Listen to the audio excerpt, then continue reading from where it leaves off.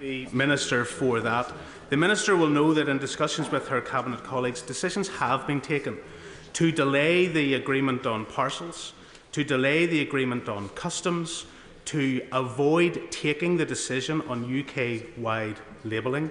And of course, there are a myriad of other decisions that were made and supported by this House and supported by the then Labour Party that are required to be implemented from the Safeguarding the Union documents. She will know about the interface between trade and constitutional politics. And so can I urge her to engage with the Secretary of State, the Paymaster General and others within Cabinet to get on and deliver what business and the people of Northern Ireland need. Yeah.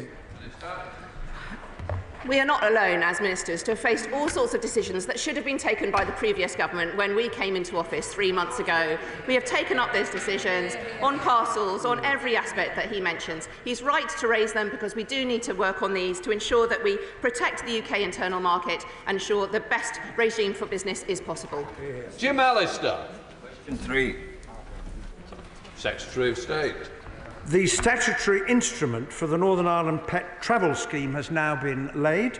The scheme significantly reduces the requirements associated with the original Northern Ireland Protocol and provides a stable and long-term arrangement for those travelling with their pets within the UK. Jim Allister. When the grip of EU law controls even the movement of our pets within the United Kingdom, isn't it clear we've gone far too far in regarding Northern Ireland as EU territory?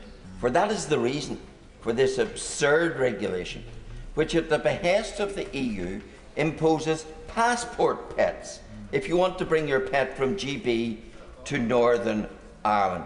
There's no point in the Secretary of State saying it could have been worse. It shouldn't exist at all. When will this government get the EU off our backs and liberate the people of Northern Ireland and our pets from EU diktat? Well, as I hope the honourable gentleman is aware, Northern Ireland pet owners will not face any checks and will not be required to hold a pet travel document. So I think in discussing this, there is an obligation on him and all of us to make sure that we present the facts so that people are not unnecessarily troubled. Shadow Secretary of State Alex Burghardt. Thank you very much, Mr. Speaker. The Executive's draft programme for government acknowledges that policing numbers in Northern Ireland are an all-time low, situation that Chief Constable Boucher has described dangerous. The draft programme commits to increasing numbers in line with New Decade, New Approach. Is the Secretary of State convinced that the budget sustainability plan is sufficient to achieve that aim? Actually, I'm not quite sure it fits in with the question. I was intending to come in on question 4. Well, I think we'll wait then. Right, let us move on then. Dr. Lauren Sullivan. Number 4, please, Mr. Speaker. Now, where were we, Mr. Speaker? With permission, I will answer questions 4, 7 and 10 together. I welcome the publication of the Northern Ireland Executive's Budget Sustainability Plan, a positive and necessary step towards sustainable public finances, and the Chief Secretary to the Treasury has agreed with the Northern Ireland Finance Minister that discussions over a long-term fiscal framework for Northern Ireland can now begin. Sullivan. Thank you, Mr. Speaker. Does the Secretary of State agree to ensure sustainable finances? The Northern Ireland Executive needs to take steps to reform the NHS and public services. I certainly do share my honourable friend's view, because as the House will be aware, people in Northern Ireland face the longest waiting lists in the whole of the United Kingdom, and all governments, including the Northern Ireland Executive, have to balance the money they've got coming in, the funds that they can raise, and to take decisions about public service reform. I'm very encouraged by the recent event organised by the Northern Ireland Health Minister, at which Dr Bengoa, who produced a report on reform in Northern Ireland, returned, because there is now a commitment to take forward that process. Deirdre Costigan. Thank you, Mr Speaker. What impact does the Secretary of State think the UK leaving the European Convention on Human Rights would have on the sustainability of Northern Ireland's finances and devolved government? Well, I say to my honourable friend that given that the European Convention of Human Rights is the foundation, one of the foundations of the Good Friday Agreement, I am frankly astonished that anyone who aspires to lead His Majesty's opposition should suggest that we should leave as a country the ECHR. It would be utterly irresponsible. David Smith. Thank you, Mr Speaker. I'd like to commend all those who worked to re-establish devolved government earlier this year at Stormont, but it's now vital that the Northern Ireland Executive ensures it has sustainable finances. So does the Secretary of State agree with me that revenue raising by the Northern Ireland Executive has an important part to play in delivering financial sustainability and stability to Northern Ireland? I do, Mr Speaker, and indeed raising £113 million was part of the deal that the last government put in place as part of the £3.3 billion package that led to the that followed on the restoration of the executive, and that includes delivering a balanced budget in the current year, and I'm very encouraged by the statements of the Northern Ireland Finance Minister in that regard. Lockhart. Mr Speaker, the Budget Sustainability Plan is commendable, but would the Secretary of State agree with me that our public services are in crisis? Our roads are crumbling, we have the longest health waiting lists in the whole of the UK, and our schools need investment. Therefore, Northern Ireland needs to be in receipt of a fair, long-term funding allocation based on Treasury needs. And will he confirm to this House that he is making the case for that in Treasury for the people of Northern Ireland? Yeah. Well, the greater needs that Northern Ireland has for spending are recognised. That is why the Northern Ireland Fiscal Council was established, to answer the question, what should the level of that additional funding be? And they came to the conclusion the figure should be 124%, which is going to be met this year in respect to the budget. And the interim fiscal framework also said if further credible sources come along suggesting it should be a different figure, then the government would undertake to look at that. But nothing takes away from the executive's responsibility to manage the budget that it has got and to take decisions, including on reform. Alex Easton. Thank you, Mr. Speaker. Does Secretary of State agree with me that the resources for the budget for the Justice Minister are extremely short and that we are not able to recruit enough PSNI officers? Has he had any discussions with the Justice Minister how we're going to resolve that problem? Well, as the honourable member will be aware, decisions about the allocation of the Northern Ireland budget rest with the Northern Ireland Executive. Funds go to the Justice Minister. The Justice Minister then decides principally how much to pass on to the Policing Board for policing costs and how much to deal with the justice system and the prisons, which are also under pressure. I recognise the pressures that PSNA officers face, not least because I met a number of them who were injured in the recent disorder. Secretary of State Alex Burkhardt. Very generous of you to call me again, Mr. Speaker. The Executive's draft programme for government acknowledges that policing numbers in Northern Ireland are at an all-time low, a situation which the Chief Constable has described as dangerous. The draft programme commits to increasing numbers in line with New Decade, New Approach. Is the Secretary of State convinced that the Budget Sustainability Plan is sufficient to achieve that aim? Well, the honourable gentleman raises a very important point, as we've just discussed a moment ago. I recognise the pressures that are on the PSNI, but it does fall to the executive to decide, out of the funds it has available, how much it's going to allocate for policing alongside other needs for public services in Northern Ireland. And if they wish to allocate more, they're in a position to do so, but it does involve making a choice. The Secretary of State is, of course, right that policing in Northern Ireland is a devolved issue, but national security is not. If we look at policing right now at an all-time low, we're reminded that his party's manifesto made explicit commitments to improve public services in Northern Ireland. Will the government commit to ensure that there is policing in Northern Ireland sufficient to keep the people of Northern Ireland safe and to maintain national security? And will he commit to protect the additional security funding of £32 million a year that comes direct from HMT? Well, on the latter point that the honourable gentleman raises, he just has to wait a week to see what the budget produces. But I would simply say to him that the PSNI and the security services and others do an outstanding job in Northern Ireland protecting the people of Northern Ireland from terrorist threats, and we should all support them in that endeavour. Democrat spokesperson Al Pinkerton. Thank you, Mr. Speaker. The Budget Sustainability Plan highlights that Northern Ireland has been systemically underfunded, with the Fiscal Council estimating a shortfall of between 300 to 4 million annually since 2022. Meanwhile, the Northern Ireland Executive reported a 559 million overspend between 2022 and 24. Can the Secretary of State outline what measures the Government is taking and will take to address Northern Ireland's immediate budgetary pressures, ensure long-term financial stability, equitable funding and, crucially, guarantee sustainable public services? Well, in addition to the £3.3 billion that was the package following the restoration of the Executive gained an additional £185 million in July when the main estimates were published.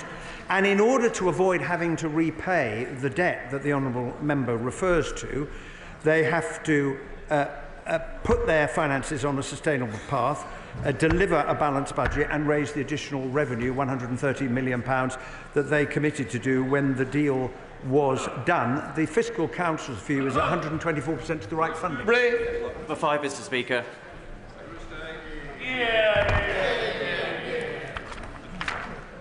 The Government is committed to implementing the Windsor Framework in good faith and to protecting Northern Ireland's place in the UK internal market.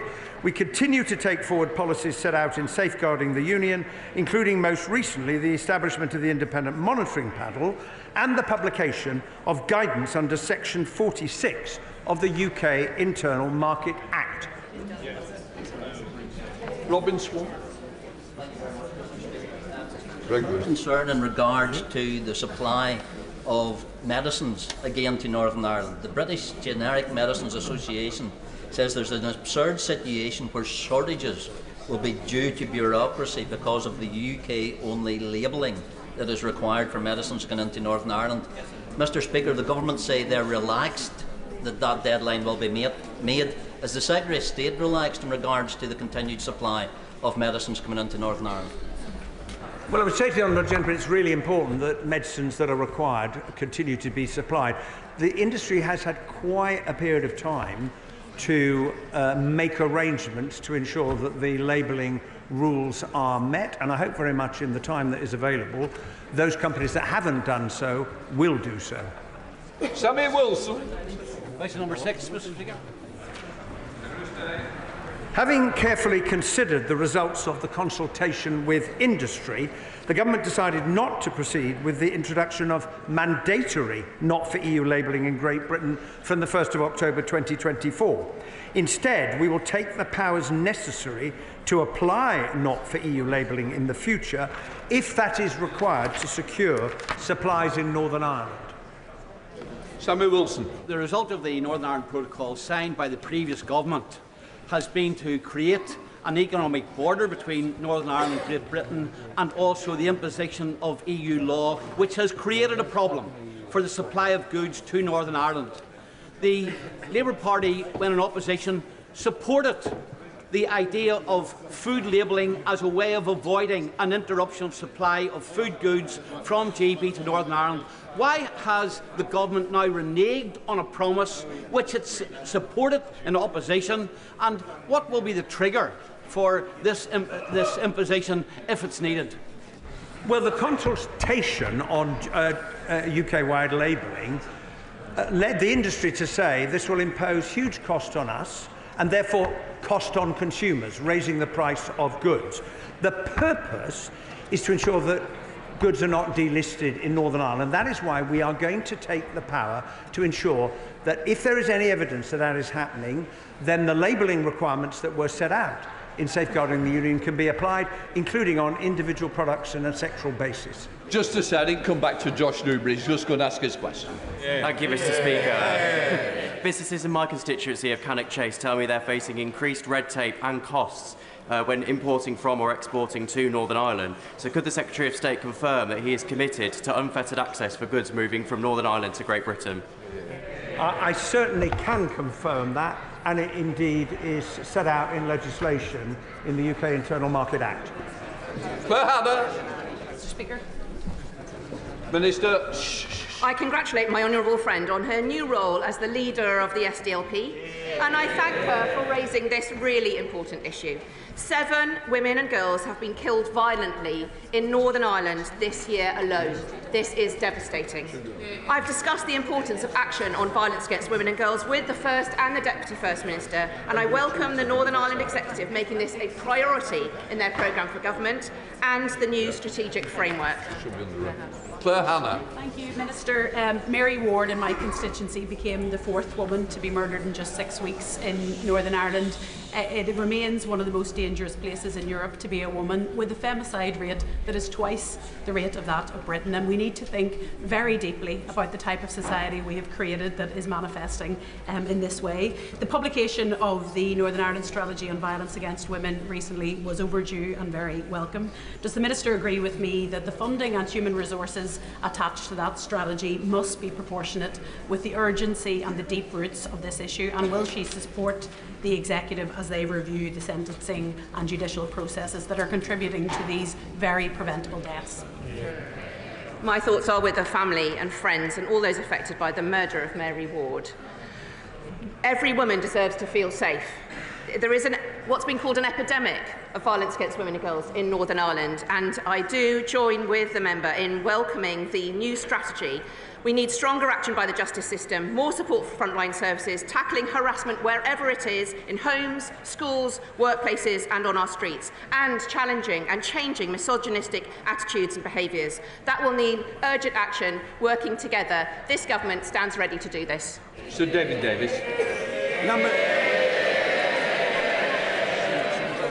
I don't normally get such a cheer, sir. Number 9. I meet regularly with the Chief Constable and his team to discuss a range of issues.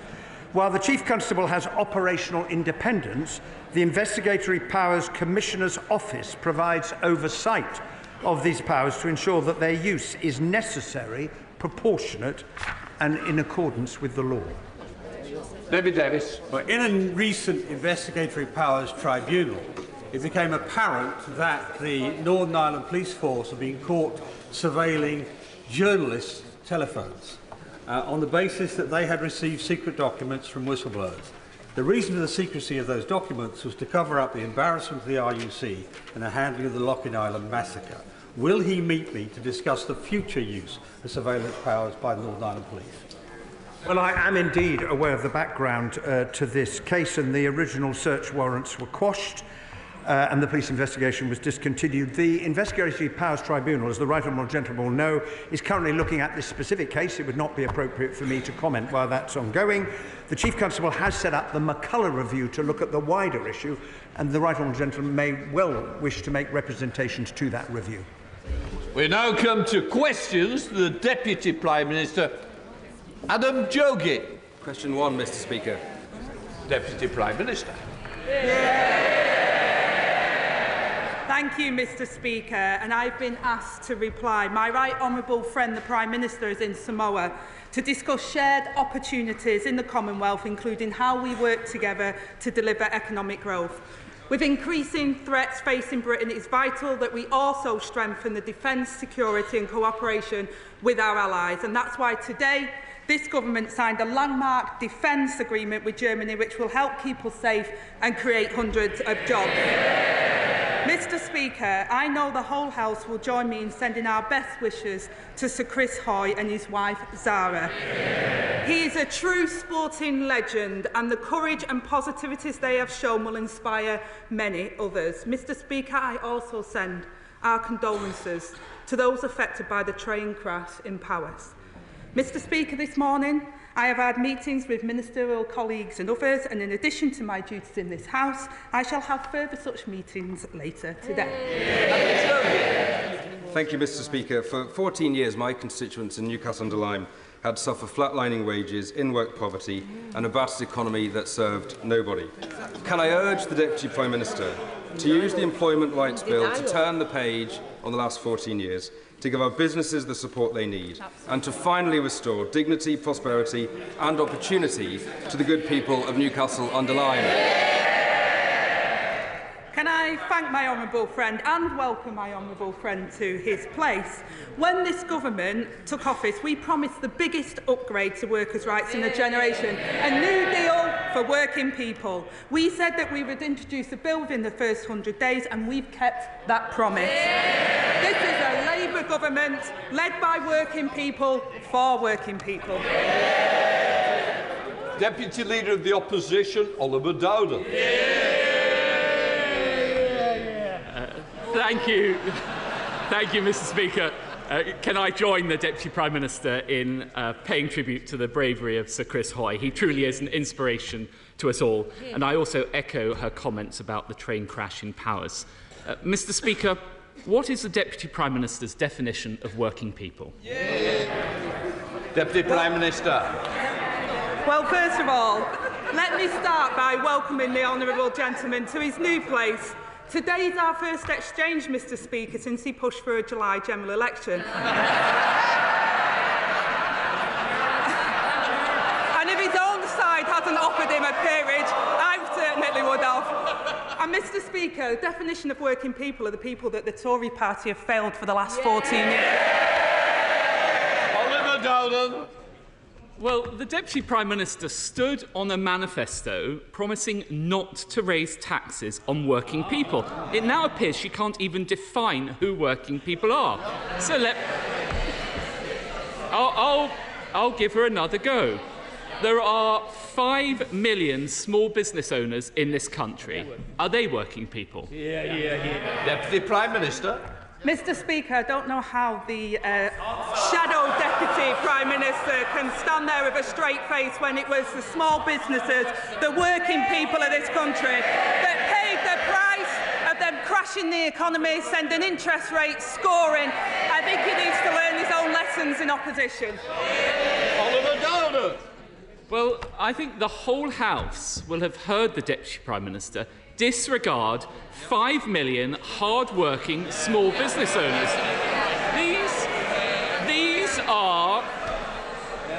These are the publicans, the shopkeepers, the family running a local cafe. None of those count as working people to her. Now, Labour gave a clear commitment not to raise national insurance. The independent IFS have given their view on this.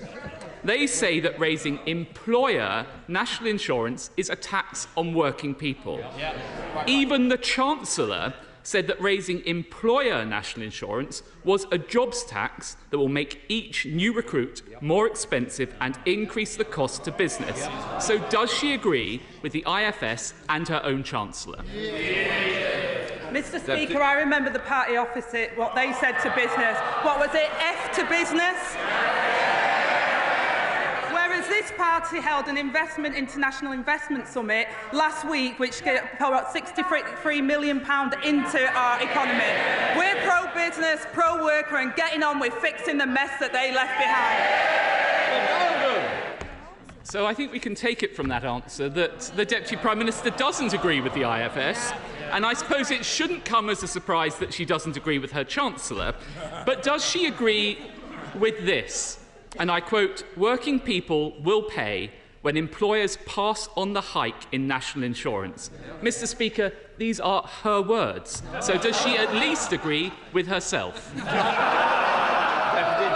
Speaker, what I'm incredibly proud of is this week, this government brought in a new employment bill, which will raise the living standards of 10 million workers. Would the shadow Deputy Prime Minister like to apologise for the hiking taxes, 70-year hiking taxes that he put on working people, the crashing of the economy and the disaster that he left behind? Well, she mentions her policy. Let's be clear, it's a £5 billion hit to the British economy, and that's her own assessment. Mr. Speaker, I think that following these answers, there will be millions of working people now even more worried about the tax rises coming their way in next week's budget.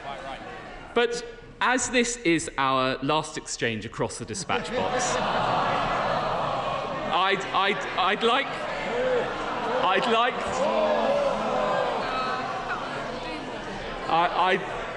like to turn to somebody I hope we can all agree is a hard-working person, His Majesty the King. Yeah. Will she join me in sending him best wishes ahead of the Commonwealth Summit in Samoa? In particular, will she confirm that this government recognises the unique role played by the Commonwealth? And will she commit to deepening this relationship so that under His Majesty's leadership, we build upon possibly the greatest legacy of the late Queen? Yeah. Deputy Prime Minister. I will miss our exchanges. The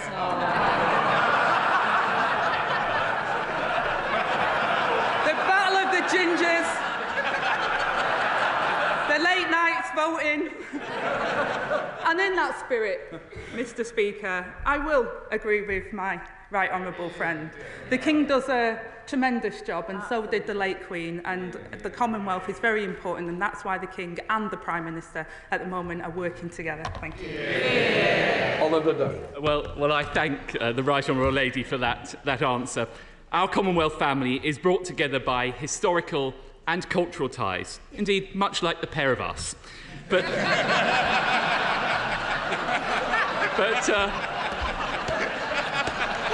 I will resist, Mr. Speaker, the temptation to replicate that.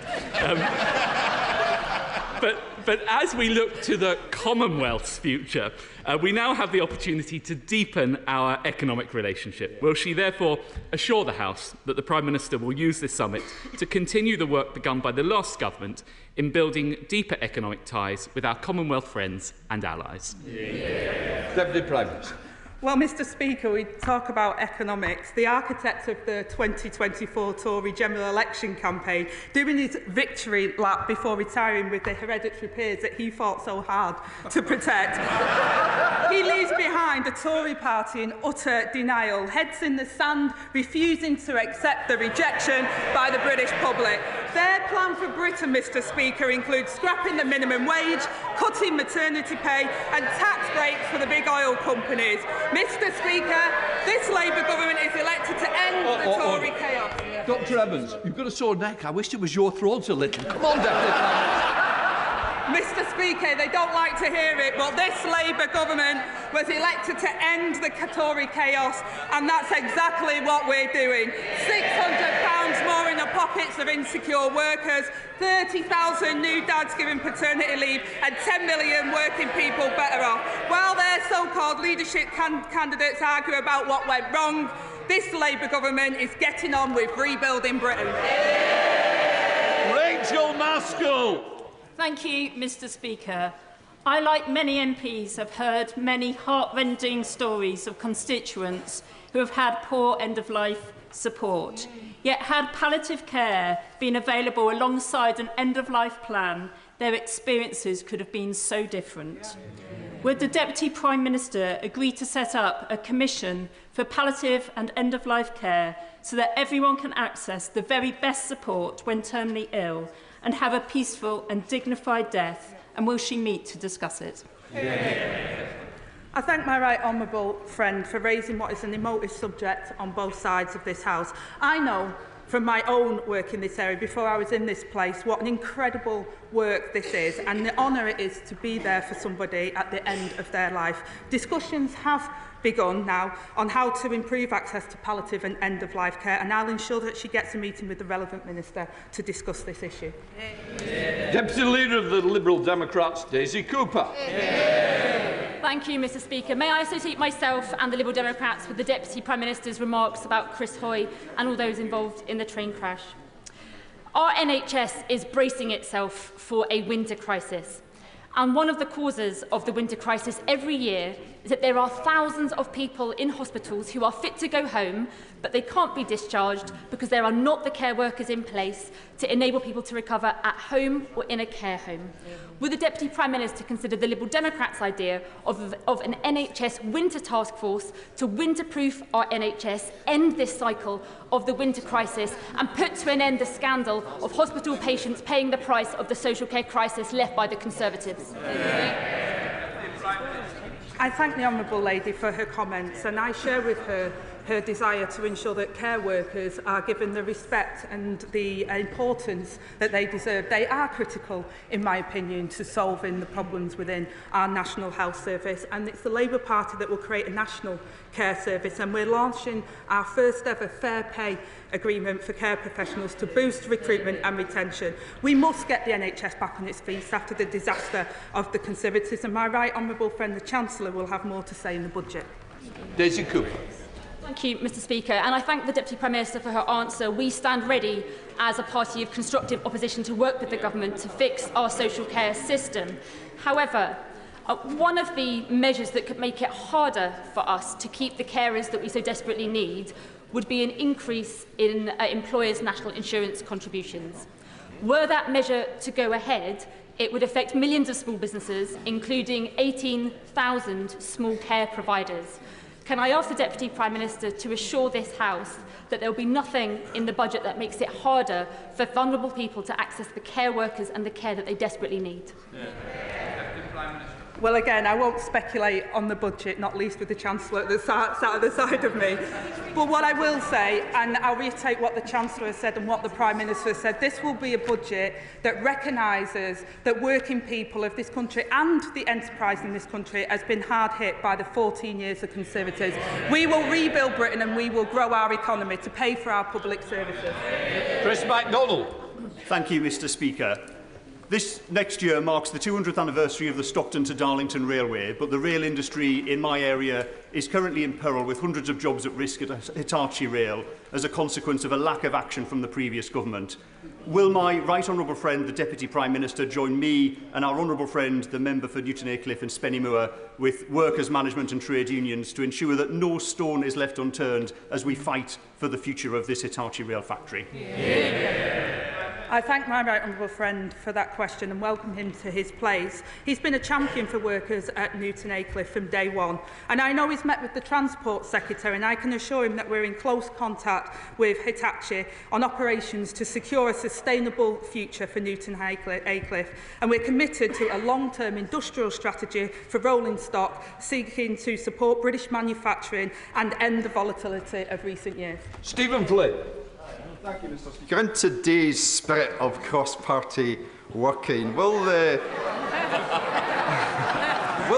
Deputy Prime Minister join me in applauding the brave Labour staff members who've travelled across the Atlantic to campaign against Donald Trump?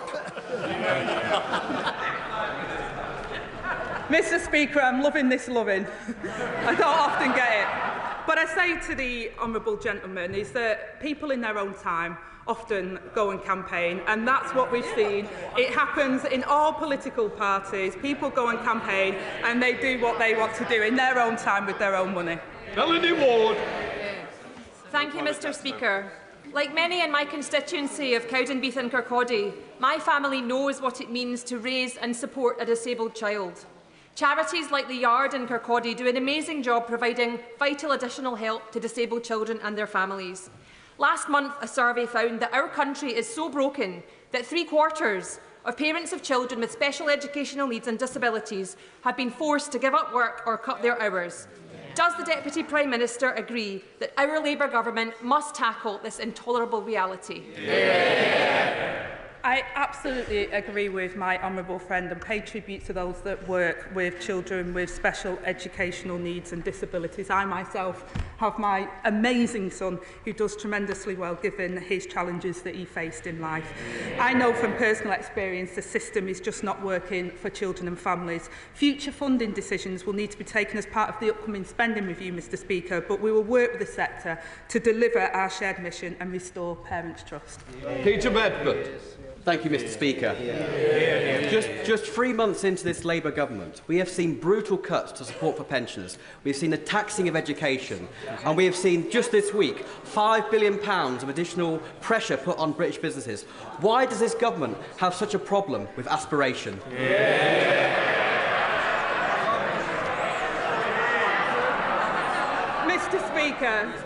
Mr. Speaker, the honourable member might not have been in this place, and I welcome him to his place now during the last Parliament, but it was his government that left a £22 billion backlog. It was his government that left us with the biggest housing crisis. It was his government that crashed the economy, and it was his government that saw interest rates, inflation go to 11%, where pensioners were worse off than they are now. Thank you, Mr. Speaker. Deputy Prime Minister, I watched in horror and condemned the act of October the 7th by the terrorist group Hamas.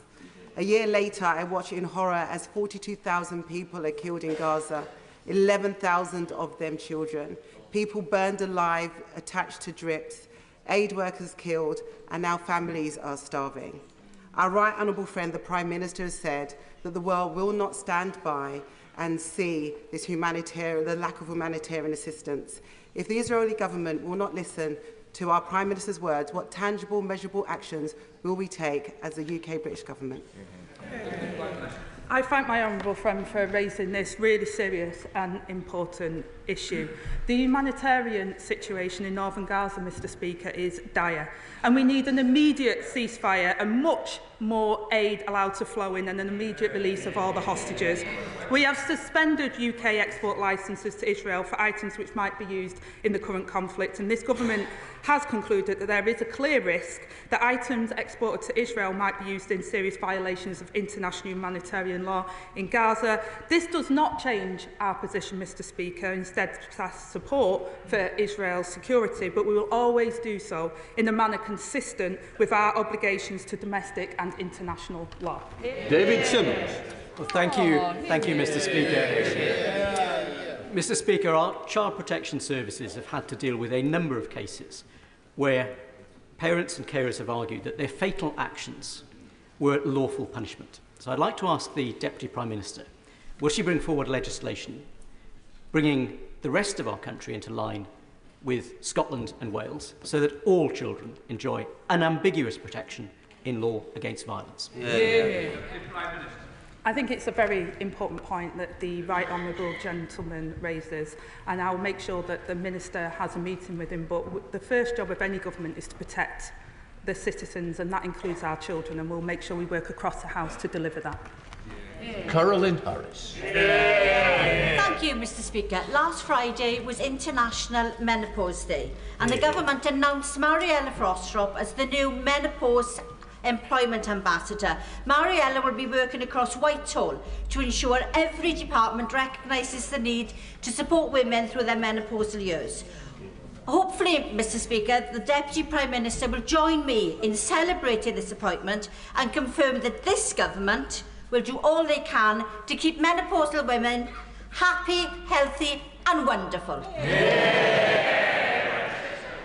Absolutely, Mr. Speaker, and I thank my honourable friend for all of her work in this area. This government will boost protections for women experiencing menopause symptoms at work, and I'm proud that we've appointed Mariella Frostrop as the new Menopause Employment Ambassador. She is a powerful champion who will work with employers across the country to raise awareness, improve workplace support for women and help them stay in work and progress in their careers.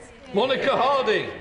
Thank you, Mr. Speaker. Charlie from my constituency of Esher and Walton is an 8-year-old boy with an autism diagnosis who has been out of school for almost a year. He is one of 1,800 children in Surrey missing school because of a lack of appropriate special educational needs provision.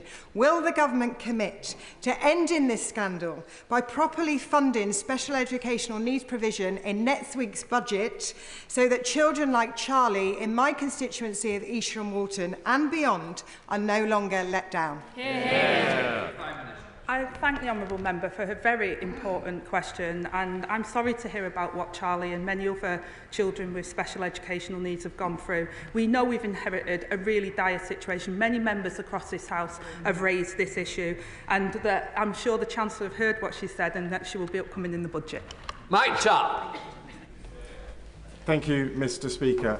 This morning we woke to more tragic news of deaths in the Channel.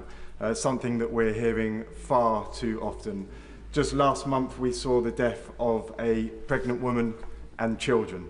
Children, Mr. Speaker. I'd like to ask the Deputy Prime Minister what this government is doing to take on the evil smuggling gangs who are trading in human misery. I thank my honourable friend and welcome him to this place and his expertise within the National Crime Agency. And he knows that we inherited an asylum system in chaos. And as he quite rightly says, these are people, women, children. We are putting in place a credible plan to protect our borders and remove those with no right to be here by setting up our Border Security Command, backed by £75 million of investment, and we're working with our international partners to target and disrupt the criminal smuggling gangs. Father of the House, Sir Edward Lee. Will the government please continue to work closely with West Lindsey District Council and myself to ensure that RAF Scampton is sold off in a timely fashion at a fair price so that we secure the future of the runway, the spaceport and the Heritage Centre, rather than maximise value and cover it with housing? I thank the honourable member, the Father of the House, for his question. My right honourable friend, the Home Secretary, is taking urgent action to clear the backlog of cases, reducing the use of asylum accommodation and saving millions for the taxpayers. And I will ensure that the right honourable member is kept fully updated as the decommissioning disposal process of Scampton is followed. Dame Meg Hilliard.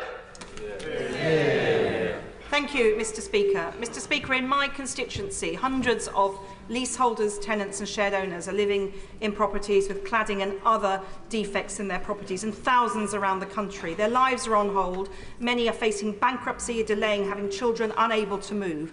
We've had another change in ministerial responsibility. Will the Deputy Prime Minister take a personal lead on keeping on top of this? Because after the years since Grenfell, they're still living in limbo and need some hope of change. I thank my honourable friend for this really important question. And I say from the outset, the pace of remediation has been too slow. And I do take a personal lead in this. 7 years on from the Grenfell Tower tragedy, it is unacceptable that so many buildings still have unsafe cladding. I'm meeting with developers, mayors, regulators and national building safety bodies to press the urgency of this work. And I will make sure action is being taken to make sure that homes are safe. Helen Morgan. Thank you very much, Mr. Speaker. Shropshire's farmers have been suffering from flooding following 18 months of incredibly wet weather, topped off last Wednesday by in 24 hours by the month's worth of rain. They weren't eligible for the Farming Recovery Fund, and a Freedom of Information request by Farmers Weekly found that only £1.2 million of that £50 million has been handed out to farmers. Will the government consider extending the eligibility of that scheme so that we can keep farmers going when they're deluged by floodwater? Well, I'm really sorry to hear the plight of the Shropshire farmers, and we inherited a flood defence programme in disrepair. Thanks to 14 years of mismanagement and failure, communities are unprotected and families and businesses are forced to pay the price. We launched a flood defence task force to turbocharge the delivery and coordination of flood defences, and we're investing in £1.5 billion this year to scale up flooding national resilience. And I'll make sure she gets a meeting with the Minister. Anna Dixon. Thank you, Mr. Speaker. The government has delivered on its manifesto commitment to introduce the Employment Rights Bill in its first... This includes a historic fair pay agreement for care workers and will benefit all those who care for older and disabled adults like those in my constituency of Shipley. Will the Deputy Prime Minister agree with me that care workers deserve pay and conditions that match the amazing work they do to support our loved ones to have a fulfilling life? I thank my honourable friend and welcome her to her place. As a biased former care worker, I'll always champion carers and the complex quality and professional work that they do. I absolutely agree that care workers deserve the pay and conditions to match their enormous contribution to our community, and I'm proud to say that we're delivering that fair pay agreement that will give the carers the recognition that they deserve and will make sure that those carers are able to deliver the best possible care to our loved ones. James McCleary. Thank you, Mr. Speaker. Last month, a widely reported study from Aston University Business School showed that UK goods exports to the EU are 27% down and imports 32% lower than they would otherwise have been, thanks to the Conservatives' failed Brexit deal. Will the Deputy Prime Minister tell me what steps this government is taking as part of their reset with the EU to cut Brexit red tape for small businesses to help our economy get growing again? Well, I welcome the right honourable member to his place and his right to advocate for small businesses. They are the backbone of our economy. This government is turning the page on the relationship with Europe, reinvigorating alliances and forging new partnerships rather than reopening the divisions of the past. We will improve the UK's trade and investment relationship with the EU, tearing down unnecessary barriers to trade. This will not involve rejoining the single market, customs union or reintroducing freedom of movement, but we will get that relationship better. Rachel Blake. Thank you, Mr. Speaker. 27,000 people in the cities of London and Westminster live in the private rented sector. After 14 years of neglect and delay, they face damp and mould in their homes, they risk no-fault eviction and out-of-the-blue rent hikes. Does the Deputy Prime Minister agree with me that the Renters' Right Bill currently in committee will transform life for private renters and finally rebalance power between tenants and landlords? I thank my honourable friend and I welcome her to this place. And I'm incredibly proud of the Renters' Rights Bill that we're pushing through Parliament, because too many renters are being exploited by a minority of unscrupulous landlords unable to challenge bad practices because they could be evicted at any moment. The party opposite chunters, they promised the electorate this, they failed to deliver. We will deliver. Blake Stevenson. Thank you, Mr. Speaker. Communities across the country, including in Bedfordshire, recently experienced widespread flooding. The village of Malden in my constituency has experienced an increase in flooding following cumulative housing development. As the Deputy Prime Minister requires communities across the country to build more homes, will she also ensure that those new developments do not increase flooding risk? Again, I thank the honourable member for raising and also welcome him to his place. We recognise the devastating impact flooding can have. I know the flooding minister visited Bedfordshire in September to meet with volunteers and residents. We inherited flood defences that are in disrepair and behind schedule. We've launched a flood resilience task force, and when it comes to the planning reforms, Mr. Speaker, needed to deliver the 1.5 million homes this country needs, we will ensure that the right infrastructure is in place and communities are resilient. Kim Jones. Thank you, Mr. Speaker. Zoe's Place in the West Derby area of Liverpool is a hospice providing support to sick children and their families. It's been threatened with closure, has to find £5 million by the end of the year. Does the Deputy Prime Minister agree with me that hospices like these need to be on a statutory footing and not reliant on charitable funding?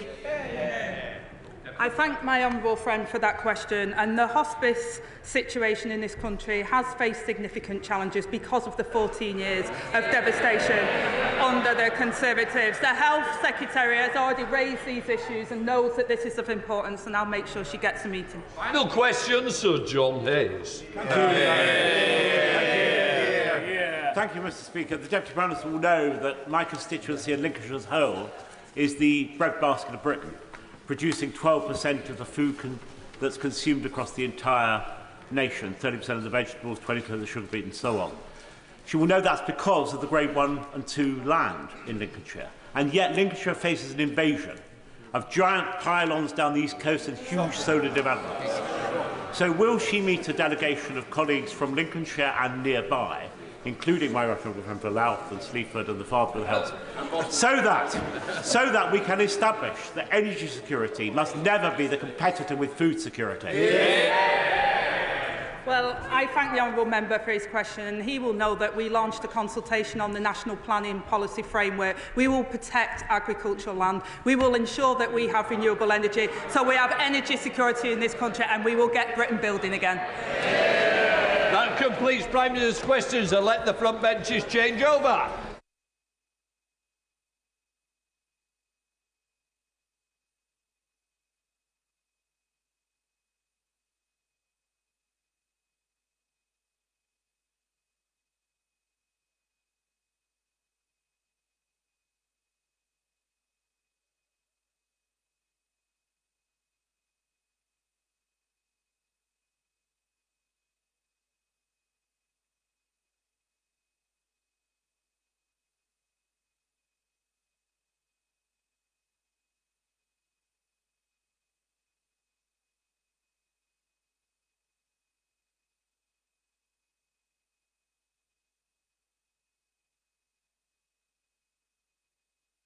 Bench is not just to keep walking through, but to do the statements.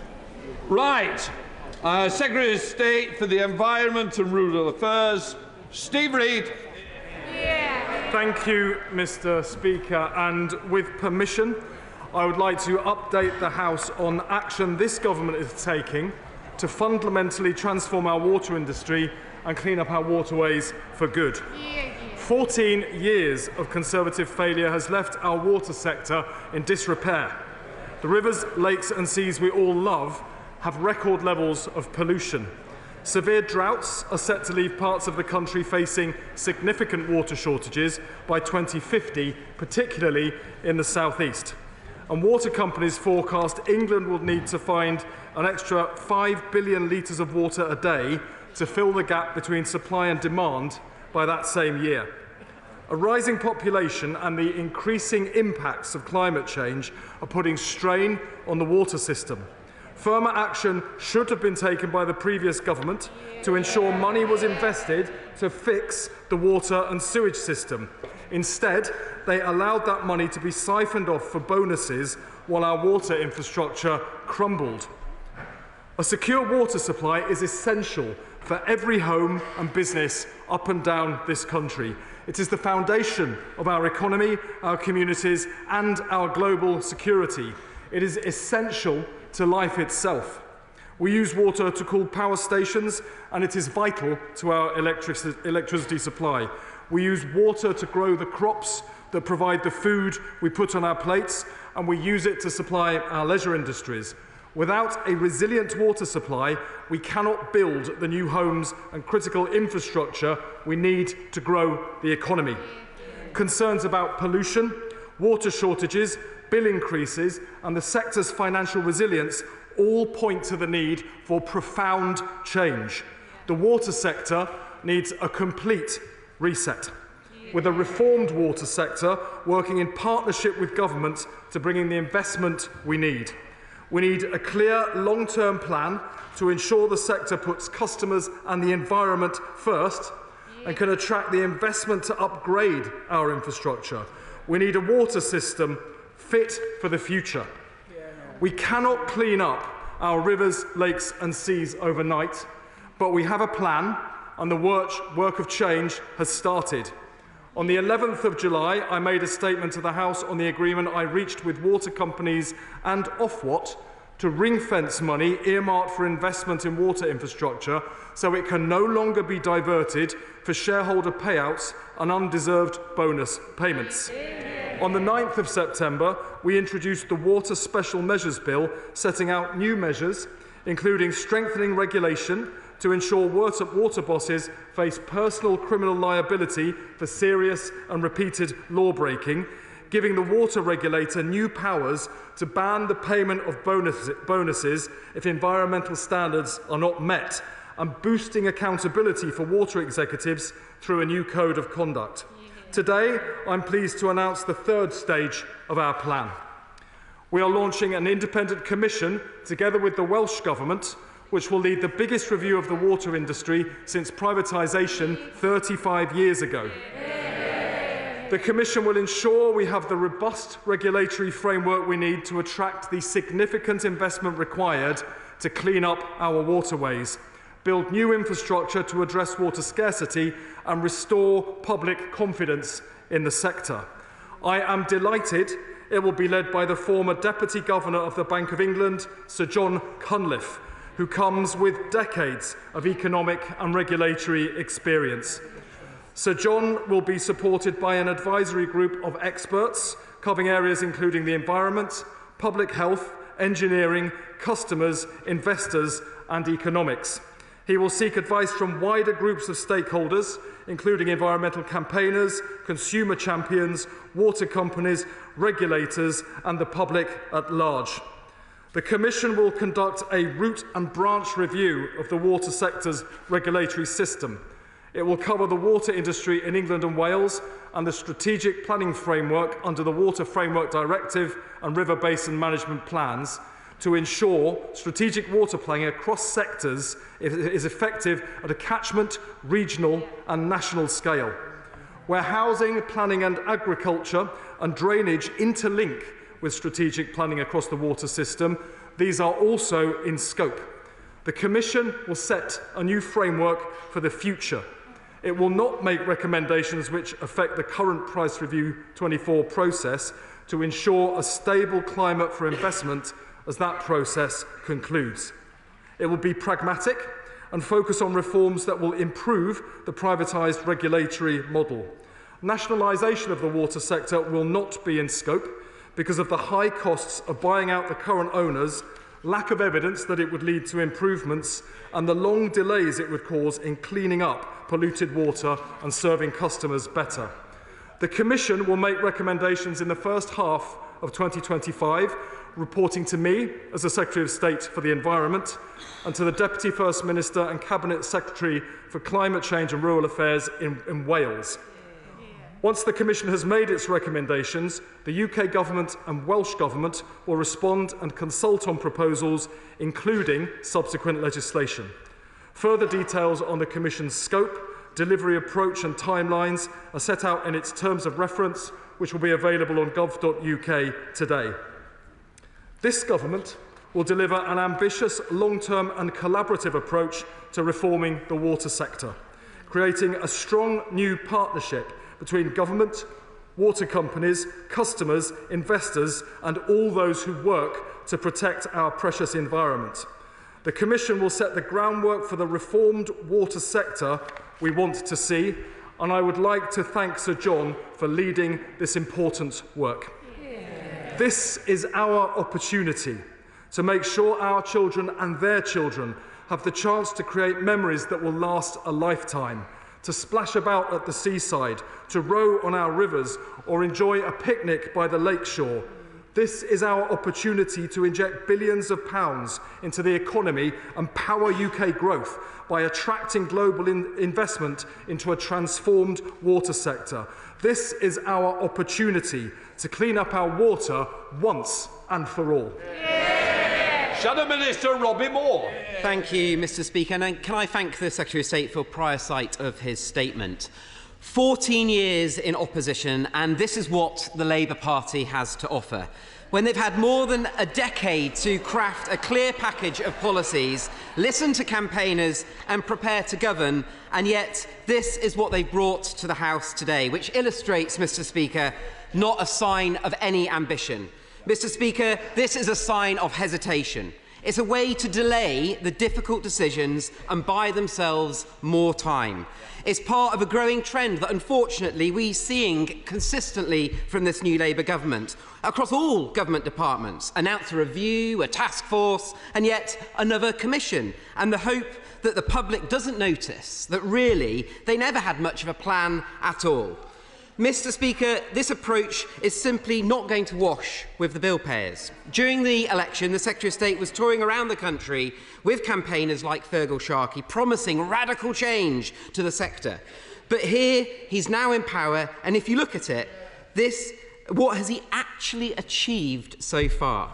The Secretary of State spent the entire election campaign, for example, telling voters that he wanted to put water company bosses, quote, in the dock, unquote. But if you look at what they've actually achieved through the announcements of their water special measures bill, it will not do such a thing, as campaigners and industry experts have already pointed out. And what this water special measures bill will also do is provide no reassurance whatsoever to investors. In fact, the Secretary of State has rather marvellously managed to frustrate not only campaigners, but also disenfranchise investors from any long-term aspirations for their investment within the sector. Next, the Secretary of State says that he announced a ban on water company bonuses. But hang on, that was actually a policy that we brought forward in our time in government, which the Secretary of State is now attempting to re-announce and pass off as his own. It was the Conservatives that announced a ban on water company bosses, linked shareholder dividends to environmental performance, quadrupled water company inspections, fast-tracked investment to cut spills, and launched a whistleblowing portal for water company workers to report breaches. It's frankly surprising then to hear the Secretary of State claim that his government is truly serious about this issue, when their proposals are less firm than the measures that were delivered by the previous Conservative government. He could take real action right now by progressing plans for an automatic ban on water company bosses' bonuses when offences take place, as put forward by the last Conservative administration. And, Mr Speaker, rehashing announcements the previous Conservative government already set in motion, putting forward policies that won't actually put more pressure on water company bosses, and then simply pressing pause with a year-long review is not going to result in the widespread change that Labour promised their voters. Mr Speaker, the Secretary of State acknowledges as well that the announced review will make no recommendations which will affect the current Price Review 24 process, meaning that there will be no chance of any significant change that this government is considering making until 2029 at the earliest.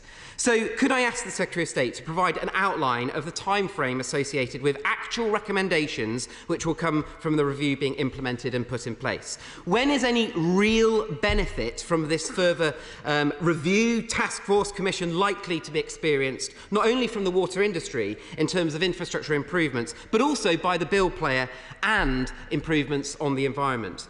Because it seems to me that this is just a Secretary of State kicking the can down the road through another review, another task force and another commission, and removing himself from having to do any of or make any of the tough decisions. The Secretary of State also makes reference within his statement that the review will not impact the Price Review 24 process. So could the Secretary of State outline exactly when these positive impacts will take place? Because from my calculations, it's not going to be until 2029 at the earliest. Could the Secretary of State also outline how the review will impact measures which are proposed by the government on the Water Special Measures Bill, and what will be done if the recommendations do not sync comfortably with the current proposals in the bill? Mr Speaker, one can't help but conclude that the Secretary of State is out of depth on this issue, can't deliver on the tough language that he promised in the run-up to the general election, and is now doing nothing more than attempting to kick the tough decisions down the road into the long grass. Mr Speaker, this seems to be a Secretary of State which is all bark and no bite. Well, that was all a little bit embarrassing, wasn't it? Right? 14 years in power, our rivers, lakes and seas are washed with record levels of pollution, and this is all the Conservatives have to say. I took action 7 days after the general election. I brought the water chief execs into my office, and we agreed that money earmarked for investment will be ring-fenced, so it can't be diverted to pay multi-million-pound bonuses to water chief execs who are overseeing failure in the water sector, as they were able to on his watch. This commission will reset the sector they broke and clean up the water they polluted, and it will report to this government in June and inform subsequent legislation. Giamora. Thank Thank you, Mr. Speaker. And at the weekend, I went swimming in the North Sea, probably the last time this year, but having first checked with the Surface Against Sewage website that there had not been any legal or illegal spills. It is disgraceful that the last Conservative government left our seas and waterways in this state, but also notable that Water UK continuously blame the regulator for not allowing them to raise prices enough to invest further in our system. Would the Secretary of State make sure that we assess the extraction of value that the water companies in billions in profits and hundreds of millions in bonuses to make sure that future investment adds value and doesn't take it away? Yeah. I thank my honourable friend for her comments. Customers, unfortunately, have been left to pay the price of 14 years of Conservative failure to secure investment in our water infrastructure, so it has collapsed to such an extent that Ofwat is now recommending eye-watering bill increases. Every penny of that is down to the failure of the party opposite. Our reset will ensure that kind of catastrophic failure can never happen again. Spokesperson Tim Farron. Thank you, Mr. Speaker. I'm really grateful to the Secretary of State for an advance sight of this statement, and to a very large degree, I welcome it, at least the intention behind it. But we have a situation where water companies in 2023 dumped 54% more sewage into our lakes and our rivers and our coastal areas than in the previous year. That is 464,000 spills, including many in the lakes and rivers of Westmoreland. We are, Mr. Speaker, the most beautiful part of England and also the wettest. And so water is deeply personal to us. So does he understand, then, my worry that we might have gone from having a Conservative government that would not face up to this outrage or tackle it, to having a new Labour administration that has acknowledged this outrage and decisively resolved to have a jolly good think about it? Does he wonder, while Thames Water crumbles as we speak, and while water companies seek water bill increases of 40% despite such poor performance across the country, does he really think that having a commission is necessary given the urgent need for action? We have a fragmented, under-resourced and underpowered regulatory system which allows powerful water companies to play regulators off against each other while our constituents pay the price. Isn't the solution obvious? To create, as the Liberal Democrats propose, a new, unified, far more powerful, clean water authority? Does he share my deep concern that for environmental failure, the current regulator has to give 25 years' notice in order to strip a water company of its licence? Will he agree to ensure that this ludicrous protection for failing companies should be replaced by a 6-month period of notice instead? We are already more than 5% of the way through this Parliament. This is one of the constituents, all of our constituents' most pressing concerns. Do we have to drag our heels like this? I thank the right honourable gentleman for his comments, and of course he's absolutely right to point out that last year we saw the highest levels of sewage ever recorded in our rivers, lakes and seas. No wonder the public are so angry, including in his constituency, and Lake Windermere, of course, an iconic and beautiful site, tragically polluted with sewage and agricultural runoff because of the failures of the previous governments. Now, I've taken action already. We had that reset moment just 7 days after the general election, carrying out within a week things they failed to do in 14 years in power. We've got the special measures bill going through the Houses of Parliament right now to ban the payment of unfair bonuses to water bosses. This commission, led by Sir John Cunliffe, will look at the entire sector, root and branch, including governance and regulation, which he is pointing to, and it will look specifically at the point that he's just raised so that we can end up with a system of regulation that is fit to clean up our waterways and then protect them for the decades to come. Torsten Bell. Thank you, Mr. Speaker, and thank you to the Secretary of State for his statement and for the announcement of this review, which is very important, and to have Sir John Cunliffe, a long-term public servant, running it is very welcome indeed. Can he say a bit more about how the close working between the Welsh and the UK government will work, because that will be very important to how this has effect for my constituents in Swansea West? I thank my honourable friend for his question. Of course, he's alluding to a very important point. Rivers and water catchments are no respecters of boundaries, and it's important that we get a model that works within catchments, including where those cross boundaries, as they do in some cases between England and Wales.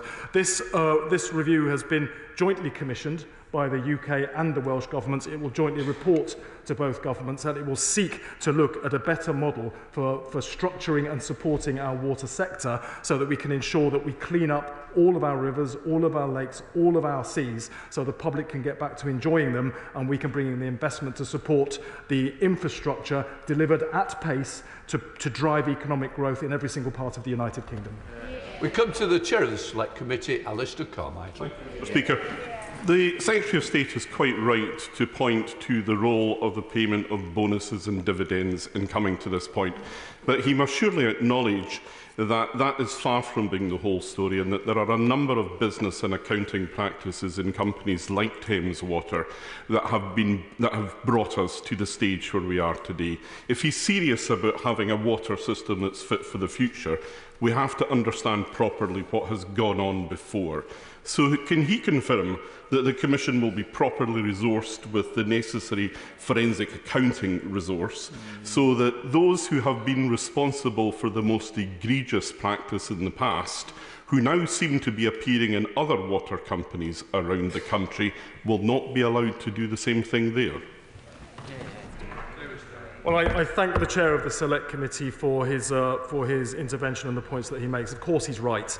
The Special Measures Bill with the ban on bonuses is not going to be sufficient to reset the sector, although it is an ask that the public are quite rightly making because of the unfairness of people who are overseeing failure being richly rewarded for that failure. It should not have been allowed to go on under the previous government. It will not go on under this new government. Now, the reason we've set up this commission is to address the very points he makes about financial and indeed environmental sustainability and viability moving into the future. I look forward to working with him and his committee as the Commission carries out its work, as we review its findings in the summer of next year, and as we then shape what will be very, very significant new legislation to reset the sector, a reformed sector in a new partnership with government to bring in the investment that will finally clean up our waterways.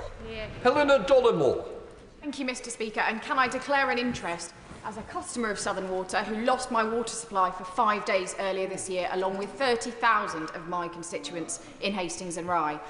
As the Secretary of State knows well from his visits to Hastings and to Rye, we have major issues from flooding to sewage to water outages. I welcome this Water Commission, and can I ask the Secretary of State how my constituents in Hastings and Rye, and particularly volunteer groups like the Clean Water Action Group, can have their voices heard, and particularly their concerns about ensuring regulators have the power and resources to clean up our sea. I thank my honourable friend. She is indeed a powerful campaigner for cleaner water. It's hard to think of anybody who has campaigned harder on the issue in fact. The Commission will be seeking to engage the public at large, as well as a wider group of stakeholders who will be represented on an advisory group. That will also include a customer voice. Once the Commission has reported, the Government will consult on those findings, and that will inform subsequent legislation that will reset this sector once and for all. Can I just gently say to the Secretary of State, I'm here and we're going through the chair, not to the member, not once for the last two questions. So if we can work together to get everybody to work in the right way. We'll have a good example now, Mr. Gavin Williams.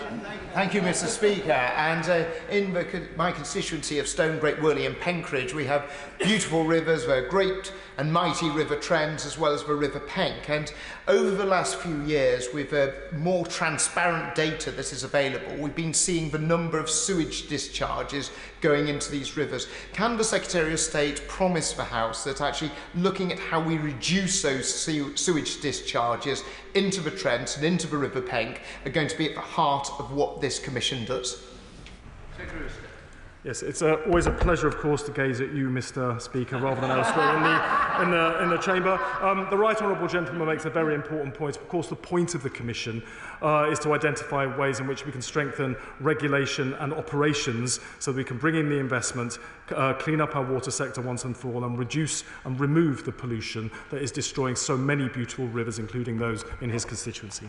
Tony Runt on the answer. Thank you, Mr. Speaker. Now, can I just congratulate the Secretary of State for this commission that's been set up today, because it is absolutely fantastic. Gower, it was the first area of outstanding natural beauty in the whole of the United Kingdom. The bathing waters there are second to none, but some of them are less so.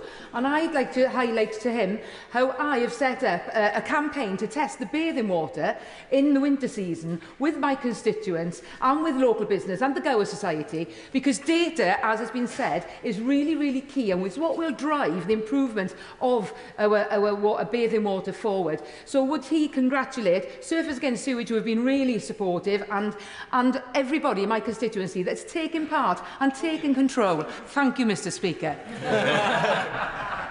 I thank my honourable friend. She does indeed represent an incredibly beautiful part of the country in the Gower, and her constituents, and indeed many of those who visit those beauty spots, will want to know that their children can go and enjoy the water without risk of contamination from polluted water. Of course, I congratulate Surfers Against Sewage, the many campaigners who have pushed for reform. They will be invited to participate in the work of the Commission as well. They have huge expertise, and I hope that before long, her constituents who are testing the quality of the water will start to see improvements until it is pure and crystal clear, as it should always have been.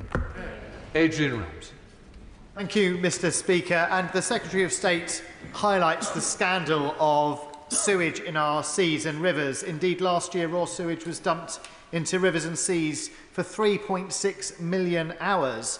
But since privatisation, 72 billion has been paid to shareholders in dividends, while his own department highlights that it would cost 56 billion to carry out the necessary investment. So privatisation has failed as a model for getting the investment in place. And will the Secretary of State therefore confirm that the Commission will look at the ownership model for water that's going to be effective in addressing this scandal, including considering the option of bringing water back into public hands? Thank him for his comments and his question. The reason I've ruled out nationalisation is because that would not resolve the problems that we face. We saw in the Olympics in France the River Seine unable to be used for swimming because of pollution. That is a state-owned water system. We see the problems in Scotland. That is a state-owned water system as well. The problems are those of governance and regulation. If we were to look at nationalisation, that would cost up towards £100 billion of public money that doesn't exist, and the time it would take to unpick current models of ownership, during which time investment will be choked off, would see our rivers, lakes and seas filled with even more sewage and pollution rather than less. I'm more interested in the purity of our water than the purity of our ideology. I will do what works best as quickly as possible. The Commission will give us guidance on how we change the system to make sure it works for everybody. Neil Duncan-Jordan. Thank you, Mr. Speaker. For the last few weeks, I've been conducting tests independently with colleagues from Bournemouth University into the lovely Poole Harbour and the waters surrounding there, testing for nitrates and bacteria. What I've noticed talking to colleagues is that the frequency of testing that goes on officially and the number of sites at which tests are carried out has been reduced significantly by the Environment Agency over the years. And I would like to ask the Secretary of State if his Commission will now look at those issues and whether testing and frequency of testing will be included in its work. Yes, I recognise what he says about Poole Harbour. It is indeed an incredibly beautiful part of the country. I've visited myself several times, and sadly I've also seen the extent and impact of pollution. We are making sure that all sewage outlets are monitored through compulsory means, which isn't the case currently, but the Commission will be looking at how we can improve testing and monitoring of water quality as part of the strengthening of regulation that will form a key part of the Commission's work. Charlie Dewhurst. Thank you, Mr. Speaker. Now, the Secretary of State mentioned the importance of drainage in reducing pollution incidents caused by flooding. So will he commit to today, while we await the outcome of this commission, to distribute the £75 million allocated by the previous government to internal drainage boards so that farmers in my constituency and others in the River Hull catchment do not have to spend another winter underwater?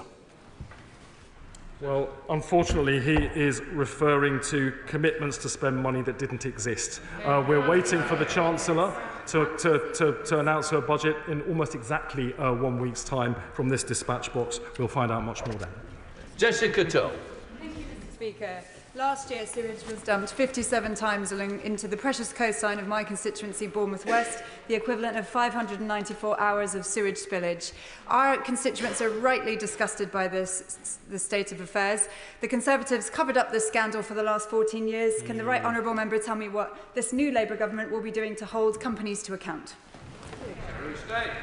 I thank her for her question. I had the pleasure of visiting Bournemouth West with her and saw for myself the impact it's having on businesses and tourism in that part of the world, because parents are frightened to let their kids go in the sea at certain times of the day when water contamination has reached unacceptable levels. The Commission will be looking at how we can strengthen regulation and governance to ensure that the practices water companies have got away with over recent years can no longer happen. It will also be looking at how we can bring in the investment that is needed to repair our broken water infrastructure so we can drive economic growth in every part of the country, including, of course, in Bournemouth West.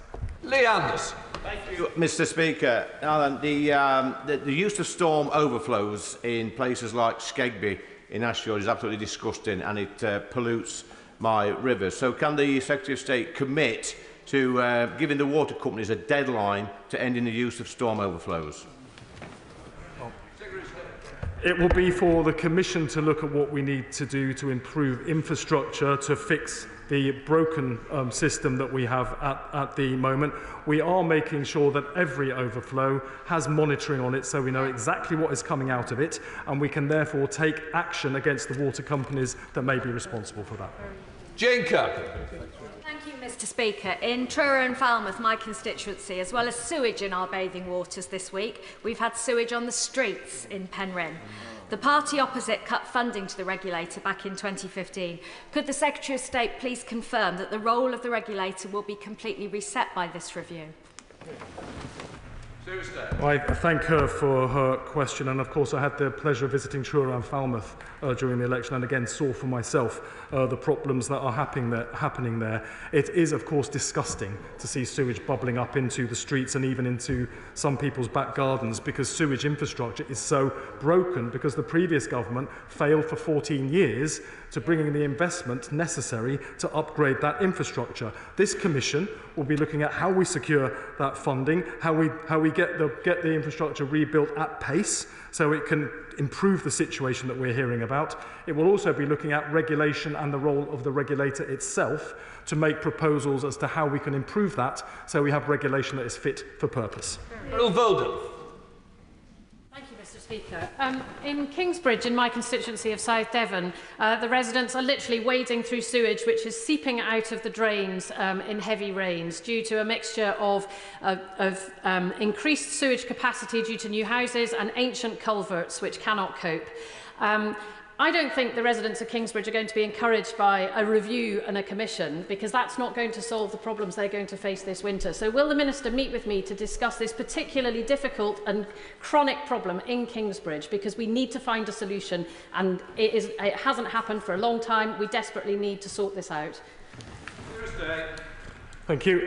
I have, of course, already taken action myself. I had the Water Chief Executives into my office just 7 days after the general election, where we agreed a programme of initial reforms, including ring-fencing customers' money earmarked for investment so it cannot be diverted to be spent on undeserved multi-million-pound bonuses or dividend payments. We have the Water Special Measures Bill going through the House of Lords right now, which will ban the payment of those undeserved bonuses. It's important we understand exactly what has gone wrong in the sector that has led to the situation where regulation does not meet the requirements of either the public or businesses or the economy or the environment. Those will be key proposals that will be coming out of this Commission, and I hope the Honourable Lady will welcome those when they come forward. Alice MacDonald.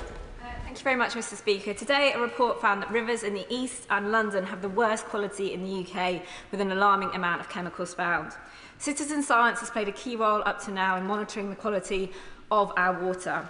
Will the Secretary of State join with me in paying tribute to the citizen scientists and volunteers and assure us that their voices will be heard in this important work? Thank you. She makes a very, very important point, of course. The many campaign groups, citizen scientists, have made a huge impact on, first of all, raising the profile of the sewage scandal affecting our country, but secondly, pointing to some of the ways that we can start to fix it. The Commission around Sir John will have an advisory group that will have representation from campaign groups and consumers on it. There will also be wide engagement with the public, both through the work of the Commission itself and subsequently as we work towards the reform legislation that will reset the sector once and for all.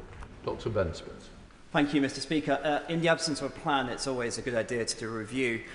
And my constituents are being failed by our local sewage infrastructure, and Thames Water are a total and utter disgrace. But I really welcome the Secretary of State's statement today, because I think I've found an unlikely ally. The Labour government is going to force building on Greenbelt in my constituency with a whole host of new houses, exacerbated by the Liberal Democrat administration's Elmbridge's failure to deliver a local plan. Given the amount of time this Commission will take to report back and the fact these new houses will cause more sewage requirements, does he agree with me that we should pause and think again about the house building targets until the review has been completed? Well, I thought he was standing up to apologise for the fact that the Conservative government did absolutely nothing for 14 years other than watch the torrent of effluent increase into our rivers, lakes and seas and pollute them. My honourable friend, the Water Minister, would be more than happy to meet with him to discuss the issues he raises from his constituency. Billington. Thank you, Mr. Speaker. I welcome this Commission today from my right honourable friend, and would like to point out that last week, for example, in my constituency of East Thanet, 6 beaches were affected by raw sewage dumping. 2 of them, Joss Bay and Stone Bay, were deemed to be to have bad effect of their bathing quality, and yet the verdict was that they were still within the Environment Agency permitted limits. Can my right honourable friend confirm to me that we will have the Commission will investigate the regulatory standards so that when that raw sewage is dumped, there is actually a fine and a punishment for the water companies? I must admit, I must also make my own declaration as a customer of Southern Water and a seawater swimmer. Yay!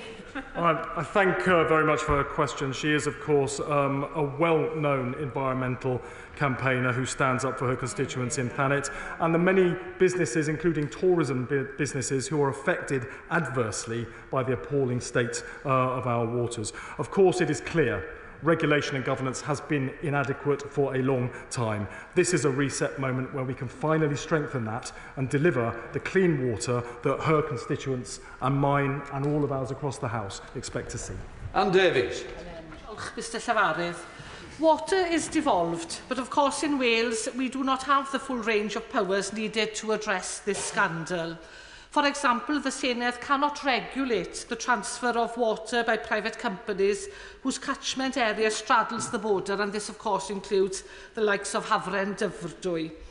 Will the Secretary of State ensure that the Commission considers the full devolution of powers of water and sewage licensing to Wales to empower the Senedd to set higher targets? Diolch. Diolch yn fawr. This Commission is jointly set up by the UK Government and the Welsh Government, and it will report back to both, and it will inform actions that both governments will be taking subsequently, including looking at infrastructure and how we make catchment areas operate better, particularly and including when they cross the borders, as so many do between England and Wales. Abtisam Mohammed. Thank you, Mr. Speaker. I would like to congratulate the Secretary of State on this Independent Water Commission. I know my constituents will really welcome this review. My constituents in Sheffield Central are seeing a 25% rise in their bills. To them, it doesn't make sense why their bills are going up and the profits of shareholders continue to still be received. Will the Secretary of State give me some reassurance that there will be transparency as an outcome of this review, and that the water companies will be held to account, and that we will reset the focus on consumers instead of profit of companies? I thank her for the very important point that she makes, and of course it's important that consumers have a very strong voice on the Commission. They will gain that through consumer representation on the advisory group that will be working with Sir John as the Commissioner. She points to the eye-watering level of bill increases that have been proposed by Ofwat already. That, alas, is the price of Tory failure. They allowed the water infrastructure to collapse to such an extent that it costs much more to fix it now than it would have cost had it been maintained properly through those 14 years. I can't undo the damage they caused. I can draw a line in the sand to make sure it can never, ever happen again. Andrew George. Mr. Speaker, when the Conservatives privatised water, they created risk-free money-printing emporiums, which frankly could pollute our coasts, including my West Cornwall coast, at their convenience. Although the Secretary of State says that the nationalisation is not in scope, and one can understand why, to what extent is company governance going to be within scope, and is it likely that there is a possibility of moving it closer to becoming community benefit societies, or at least installing a community environmental champion who's not in the pay of the company on every board to keep a watch on these companies? Thank you. He makes very important points, and indeed the areas he's referring to will be in scope for the Commission. I hope he will make his own representations to ensure that those points are heard and fully considered before we get the findings in the summer of next year. Alistair Strathern. Residents in my constituency have been disgusted by the degradation of our rural waterways right across the east of England, as well as the hollowing out of reservoir capacity right across the country. I really welcome the renewed leadership on these issues we're seeing from the new Secretary of State and the new government. But it's clear that under the last government, weakened regulation and weakened regulators played their part in facilitating the mess we've inherited. What assurances can he give my constituents that we will be beefing up the regulators, giving them the power they need to take the action we all want to see?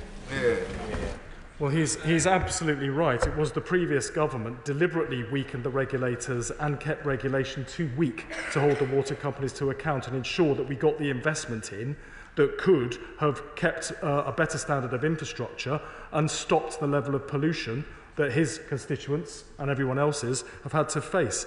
We've already taken steps through the Special Measures Bill to give the regulator more teeth. The Commission will be looking root and branch at the role of regulation and governance and the regulator to ensure that we have a system that is fit for the future and can ensure and guarantee clean waters for the decades to come. Thank you, Mr. Speaker. Now, if I heard correctly, at the start of his statement, the Secretary of State referenced the River Lug. The River Lug runs through the centre of my constituency of North Herefordshire, and it has been subject, the catchment has been subject to a planning moratorium for more than 5 years because of excess levels of phosphate in that river. But the Secretary of State will be well aware that the reason for that is not sewage pollution primarily, it is agricultural runoff. More than 2/3 due to agricultural runoff, only a quarter due to sewage. And yet, the Government's Water Commission makes essentially no mention of agriculture, just a passing reference. There is nothing in there specifically about addressing this problem. Likewise, the Water Special Measures Bill. With such a narrow approach to addressing water pollution, he will not be able to achieve his aim of cleaning up our rivers and seas. Will he agree with me that the terms of reference need to be changed to incorporate full attention on agricultural pollution as well as sewage? Thank you. Well, I do hope she will look at the terms of reference which are available on gov.uk because, of course, they will be focusing on the whole catchment areas, and it includes agricultural runoff, which accounts for 45% of water pollution. And where there is an interface between agriculture and polluted water, that is indeed in scope for the work of the Commission. Noah Law. I thank the Minister for his statement. And the destruction and contamination of our waterways and even our high streets, as we've seen from sewage pollution in Newquay the other week, It's an absolute disgrace which the previous government has failed to address. So, with Pennon Group, our owner of South West Water, paying £112 million in dividends and over £160 million in other finance costs, will the Minister ensure that the Independent Commission, which I greatly welcome, addresses whether we have effective funding models for our water industry? He's absolutely right. It's disgusting to people to see sewage bubbling up, not just in their high streets, but even in people's gardens, because of broken water infrastructure. And we will be looking for a reset so that we can have a water sector that works for customers and the environment as well as investors. Alison Griffith. Thank you, Madam Deputy Speaker. The Year 2 pupils of Bishop Tufnell's School in my Littlehampton and Bognor Regis constituency told me their disappointment last year that they couldn't swim in the sea on their summer day out. As a fellow sea swimmer, I share their disappointment. But winter is coming. There is no time to waste. Pushing the can down the track with this review, this commission, is not good enough. And what I would like to know, having reviewed the activities in my constituency, is how you will be looking at a strategic overview that brings together the activities of all of the different agencies that impact upon this, not sometime next year, but before the real issues that are about to hit every single constituency around the coast of this country right now. I'm very sorry for the Year 2 pupils at the school that she's referring to in her constituency. I would respectfully remind her that she represents a party that sat back and did nothing for 14 years, while the levels of pollution in our rivers, lakes and seas got far, far worse. And that, I venture to suggest, is why those Year 2 pupils can't go in the water. Perrin Moon. Thank you, Madam Deputy Speaker. Sewage polluting Cornish beaches, as we've heard, such as mine in Camborne and Redruth, and specifically in St Agnes, the location of the head office for Surfers Against Sewage, Perranporth and Portreath, has been yet another Conservative scandal damaging our economy and society for years that a Labour government is going to have to clear up. Does the Minister agree with me that as well as the economic damage, the damage to mental health of those of us that cannot regularly use the sea should not be underestimated? And will the Commission consider the mental health benefits as part of its work? I thank my honourable friend, and of course I had the pleasure of visiting his constituency during the summer with him as well, and I saw for myself the impact of sewage in the seas in the beautiful beaches around his part of Cornwall. Of course, it's not unusual for a Labour government to come in and have to clean up the Tories' mess, but rarely quite so literally as in the case of sewage in our waterways. I think he makes a very important point about mental health. I hope he will feed that into the Commission, because it's very important they hear all sorts of views about the impact of polluted water as they consider how we can best clean it up. David Reid. Thank you, Madam Deputy Speaker.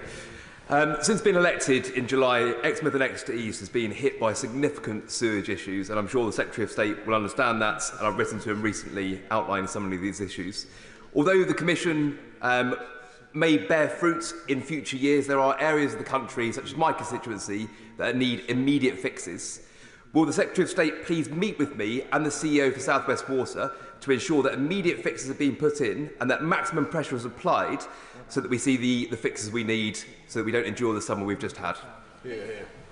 Well, I welcome him to his place and to this House, and I hope that members on that side of the House will engage constructively with the Commission as well, so that he can feed his views directly, and my honourable friend, the Minister for Water, is happy to meet with him to discuss his local issues.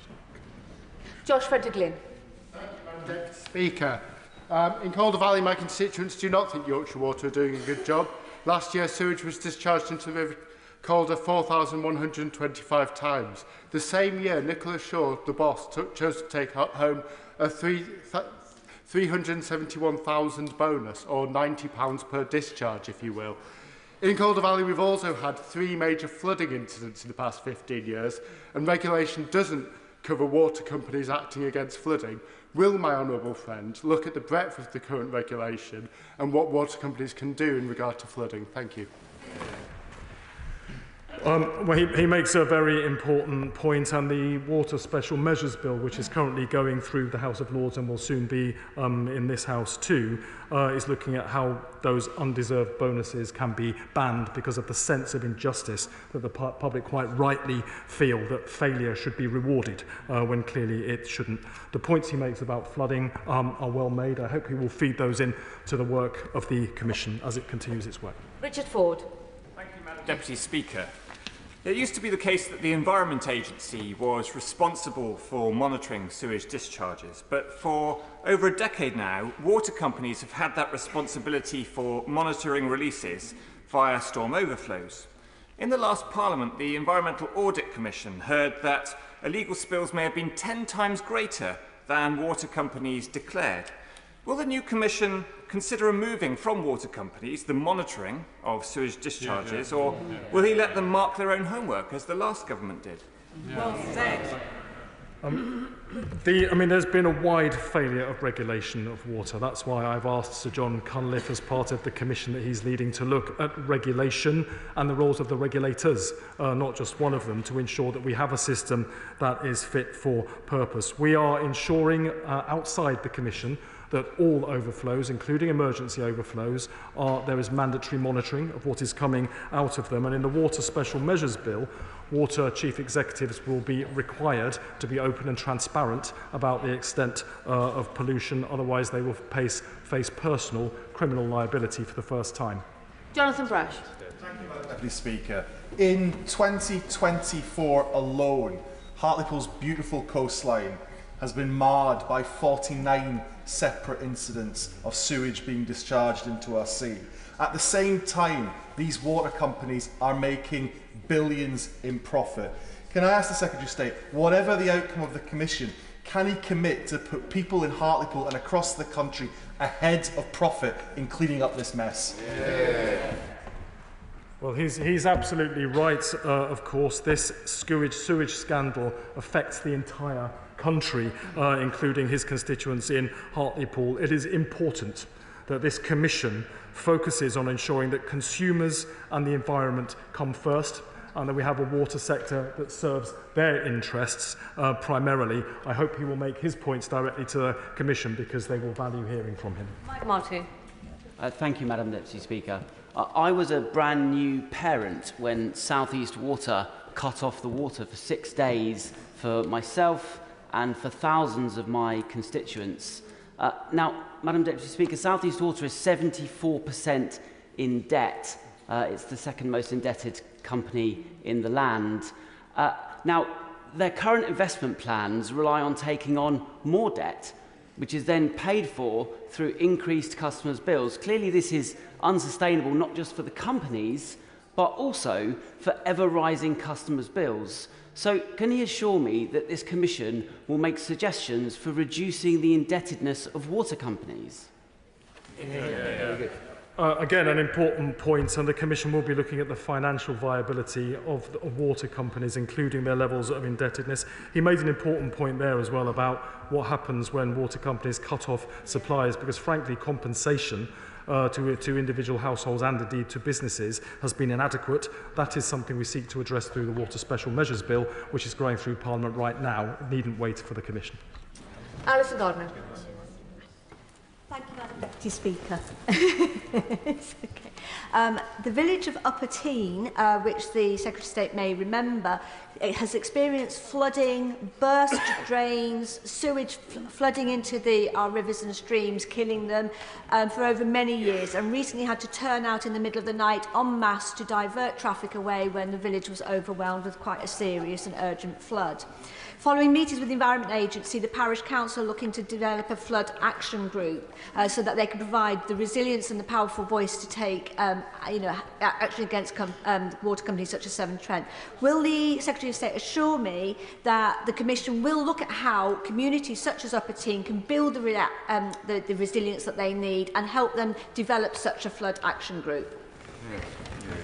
I remember very well the visit that she is referring to, and I remember it with pleasure, but of course I remember how distressed residents were to see their homes flooded, their possessions destroyed, and very often their homes uninsurable.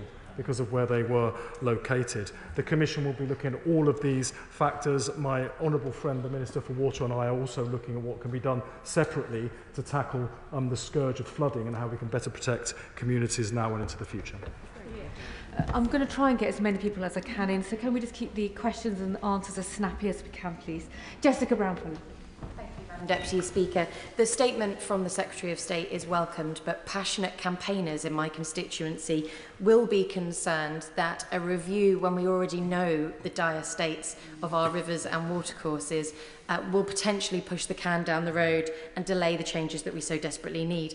Will the Commission set a deadline by which water companies have to prevent all sewage discharges in sensitive sites, including chalk streams such as the River Lavant and the Ems in my constituency? We certainly know the dire state of our waterways. We need, though, to know in detail the root and branch reforms required to correct it. We will have that from this Commission by next summer. I hope she will take part in that. And, of course, we need to clean up all of our waterways, including those very important ones she refers to. Rachel Taylor. Thank you, Madam Deputy Speaker.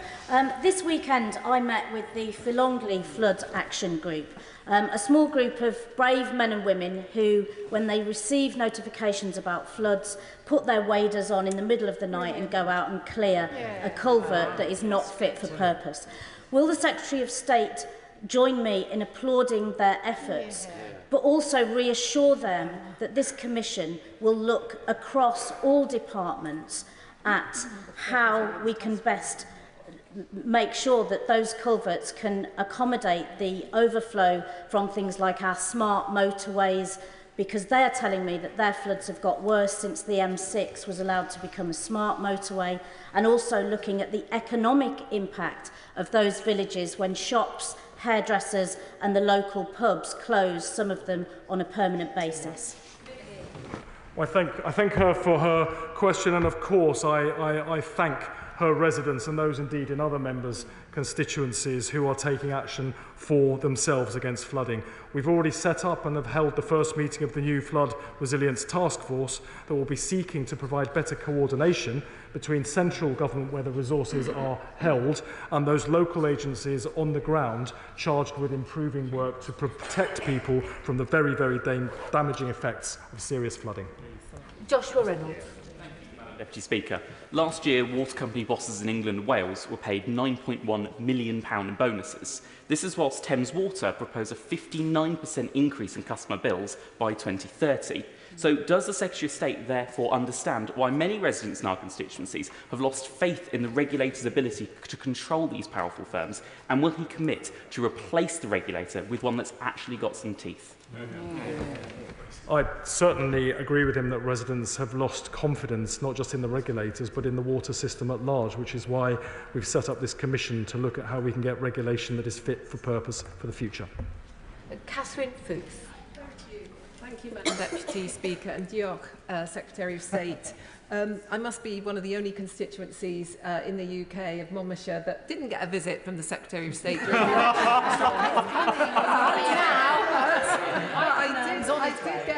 I did get a visit from Fergal Sharkey, so that's great. I really welcome the announcement today, Secretary of State, especially this new partnership between the Welsh and the UK government. That unfortunately, the side opposite completely failed to do. For example, they brought out the River Wye Action Plan, which failed to include Wales and had no new money. And so can I ask the Secretary of State for Wales if he will re-look at the River Wye Action Plan, commit to a new one that uses the River Wye catchment partnership groups, the Friends of the River Wye, and all the different civil servants from both sides of the border in England and Wales are on that group. So let's use that group and let's help clean up the River Wye. Well, diolch yn fawr I chi. I'd be very happy, of course, to visit Monmouthshire. It's very important we look at the situation with water across catchments, particularly with those crossing borders between England and Wales, and the fact that this commission is jointly commissioned by both governments and will report to both governments will ensure that's what happens. Thank you, Madam Deputy Speaker. I'm pleased to see action coming forward from the government on this, but we know they need to go further and faster on this issue. In North Norfolk, much of the infrastructure dates from the 1970s and 1980s. Then a just about managing approach was taken to construction, and clearly it's no longer managing. Can the Minister confirm that this Commission will look at specifically directing investment from water companies in the infrastructure upgrades as and where they're needed? Yeah, well, we certainly need fast action after 14 years of absolutely nothing, and this Commission will point the way to resetting the sector for the future. It will seek to establish a system that will do exactly what he's talking about. Danny Beale. Thank you, Madam Deputy Speaker. Hundreds of residents in my constituency in Ryswick Gardens and Ryswick Manor have been flooded in recent weeks. I've met many of them who've had to move out of their homes. They're frustrated about poor regulation and buck passing between the Water Authority and the local council, the Flood Management Authority. This welcome review after 14 years of dither and delay is good news for my residents, but will my right honourable friend assure my residents that the review will specifically look at the adequacy of governance and accountability mechanisms between flood management authorities and water management organisations? And will he meet with me and my constituents to discuss these issues? Thank you. I had the pleasure of visiting his constituency many times, of course, over the past year, and I know what a concern flooding is to people living in the constituency. We've already set up the Flood Resilience Task Force, which will ensure better coordination between the centre, where resources are held, and those agencies on the front line, including those he refers to ensure that people are better protected against the impact of flooding. And I'm sure my honourable friend, the Water Minister, will be happy to meet with him to talk about the local issues he has concerning flooding. If we're short and sharp, we can probably wrap this up in the next several minutes with everybody getting in. Jim Shannon, show us how it's done. Short and sharp. What a challenge, my goodness. This is great news, Minister, thank you very much. That at last accountability is going to be at the heart of this review, with Northern Ireland being in a similar situation but when it comes to water, but in a slightly different scenario as a government-owned operator. Will the Minister indicate how this review can help with a UK-wide water service that is truly fit for purpose? Thank you.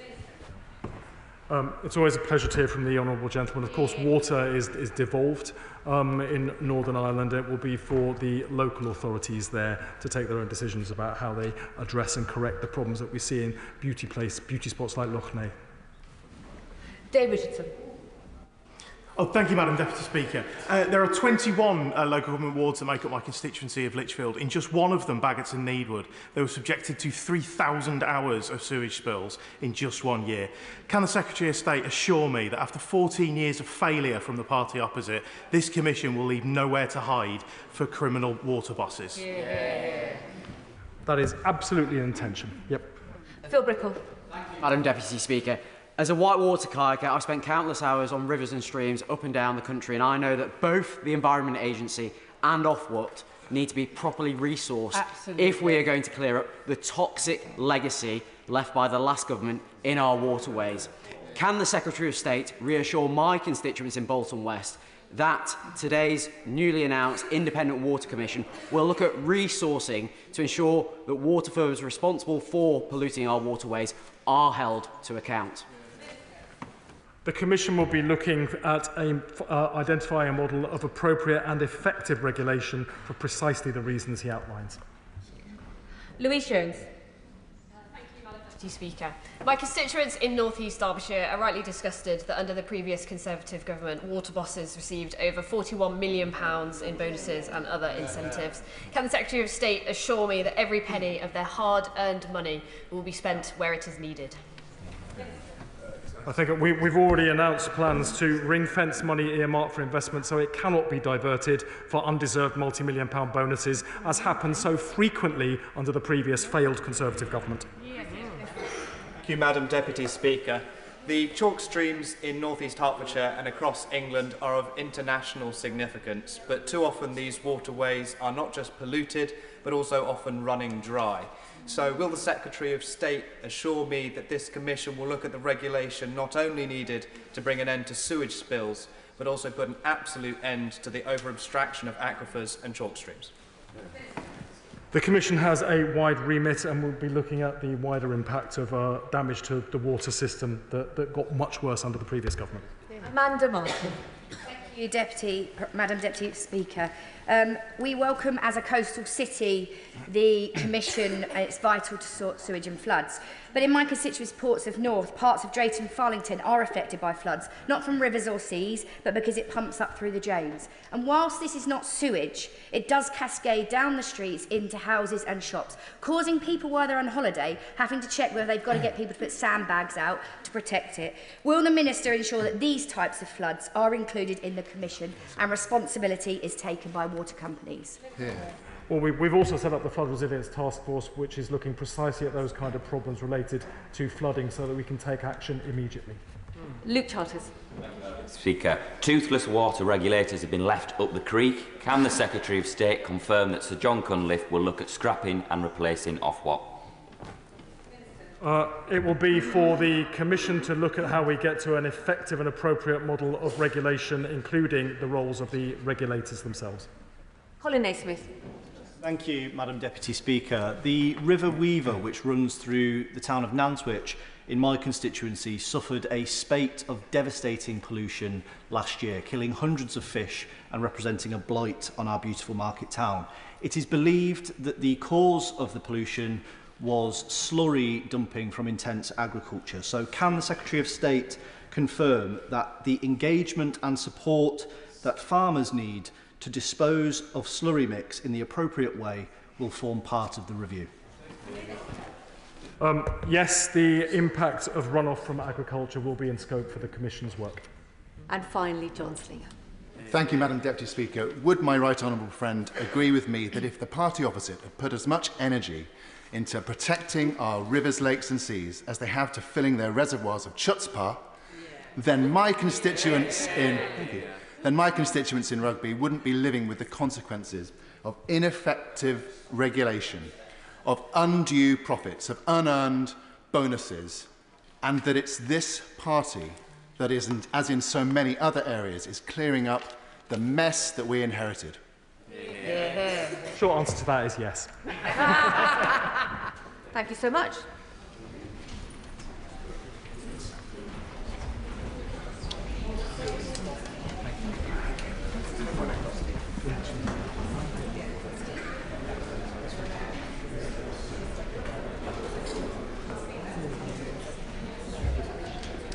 Before I call the Home Secretary for the statement, I should inform the House that the inquest into the death of Chris Carver has been opened and adjourned, so the matter is therefore technically still before the court.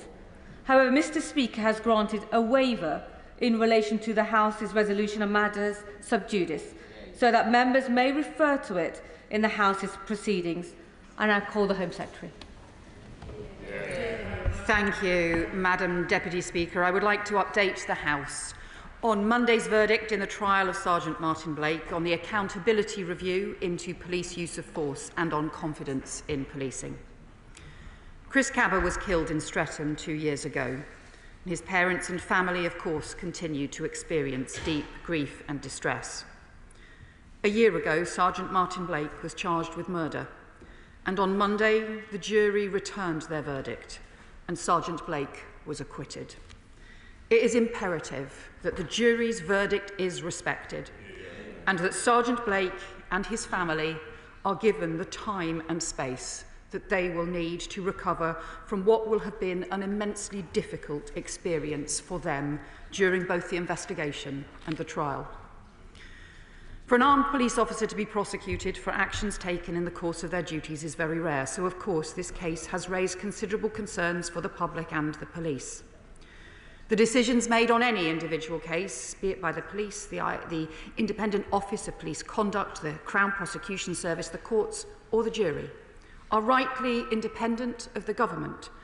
So it would not be right for me to comment further on the details in this case. But this case has happened against a backdrop of wider and long-standing concerns about accountability, standards and confidence. A backdrop in which police officers and forces have raised long-standing concerns about the way in which the accountability system currently operates, particularly in cases of specialist policing like firearms and driving, where we ask officers to do incredibly difficult and dangerous jobs to keep us safe. and a backdrop of fallen community confidence in policing and the criminal justice system across the country, with, as the Metropolitan Police Commissioner has said this week, lower confidence among black communities. Madam Deputy Speaker, the British policing model relies on mutual bonds of trust between the public and the police. For our policing model to work, it is essential that the police have the confidence of the communities they serve, and that officers have the confidence they need to do their vital and often extremely difficult job of keeping us all safe. Too often in recent times, both elements of that confidence have become frayed, and this government has made it a mission to put confidence back into policing.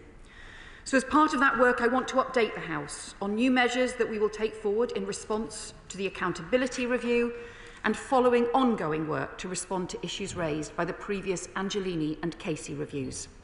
A package of reforms to rebuild confidence for police officers and for communities, to tackle the unacceptable delays and confusion in the system, ensuring the complexity of specialist operations is considered at an early stage, and ensuring that the highest standards are upheld and maintained. 12 months ago, the previous government launched a review into the accountability systems for police use of force and police driving. The previous Home Secretary set out an interim response in March, which the Labour Party supported, and I welcome the work that my predecessor did. The review was not completed by the election, and whilst we have continued to draw on evidence from police and civil society organisations, we were unable to say more publicly in the run-up to the trial. So today I want to update the House. The accountability review found that the current system for holding police officers to account is not commanding the confidence of either the public or the police. Accountability and misconduct proceedings are too often plagued by delays stretching for years, which are damaging for complainants, officers and forces alike. And the system has become much more complex, with confusion over multiple thresholds for different investigations, a lack of clarity, especially involving specialist capabilities. There are also wider concerns about the misconduct system, because the focus when things go wrong can end up being entirely on the decisions of the individual officer, so system failings like poor training, unmanageable caseloads or wider force practices are not sufficiently considered or followed up, so too little changes. And at the same time, we saw, following the Casey and Angelini reviews, in cases where someone is not fit to be a police officer, it is too hard for forces to remove them, and communities feel that no one is held to account. So the public must be able to expect that where officers exceed the lawful use of their powers or fail to meet proper standards, there will be rapid and robust processes in place to hold them to account.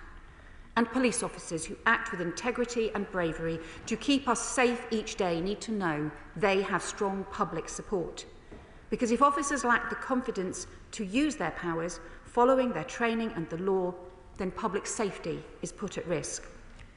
So let me turn to the policy measures. First, we will take forward the 3 measures proposed by the previous government in March to strengthen and speed up the system. We will align the threshold for the referral of police officers from the Independent Office of Police Conduct to the Crown Prosecution Service to that used by the police when referring cases involving members of the public. Currently, that threshold is lower for police officers, and that is not justified. We will allow the IOPC to send cases to the CPS where there is sufficient evidence to do so, instead of having to wait for a final investigation report. And we will put the IOPC victims' right to review policy on a statutory footing to ensure there's an appeal mechanism for bereaved families when a decision is made not to seek a charging decision. And then we will go further. When officers act in the most dangerous situations on behalf of the state, it is vital that those officers and their families are not put in further danger during any subsequent legal proceedings. So we will therefore introduce a presumption of anonymity for firearms officers subject to criminal trial following a police shooting in the course of their professional duties up to the point of conviction. We will also ensure that the highly specialist nature of particular policing tactics and tools are reflected in relevant investigative guidance. That includes ensuring that in investigations of police driving incidents, evidence from subject matter experts and in-car video footage is considered at the earliest possible opportunity, and that more widely, an officer's compliance with their training and guidance is appropriately taken into account in investigative decision-making.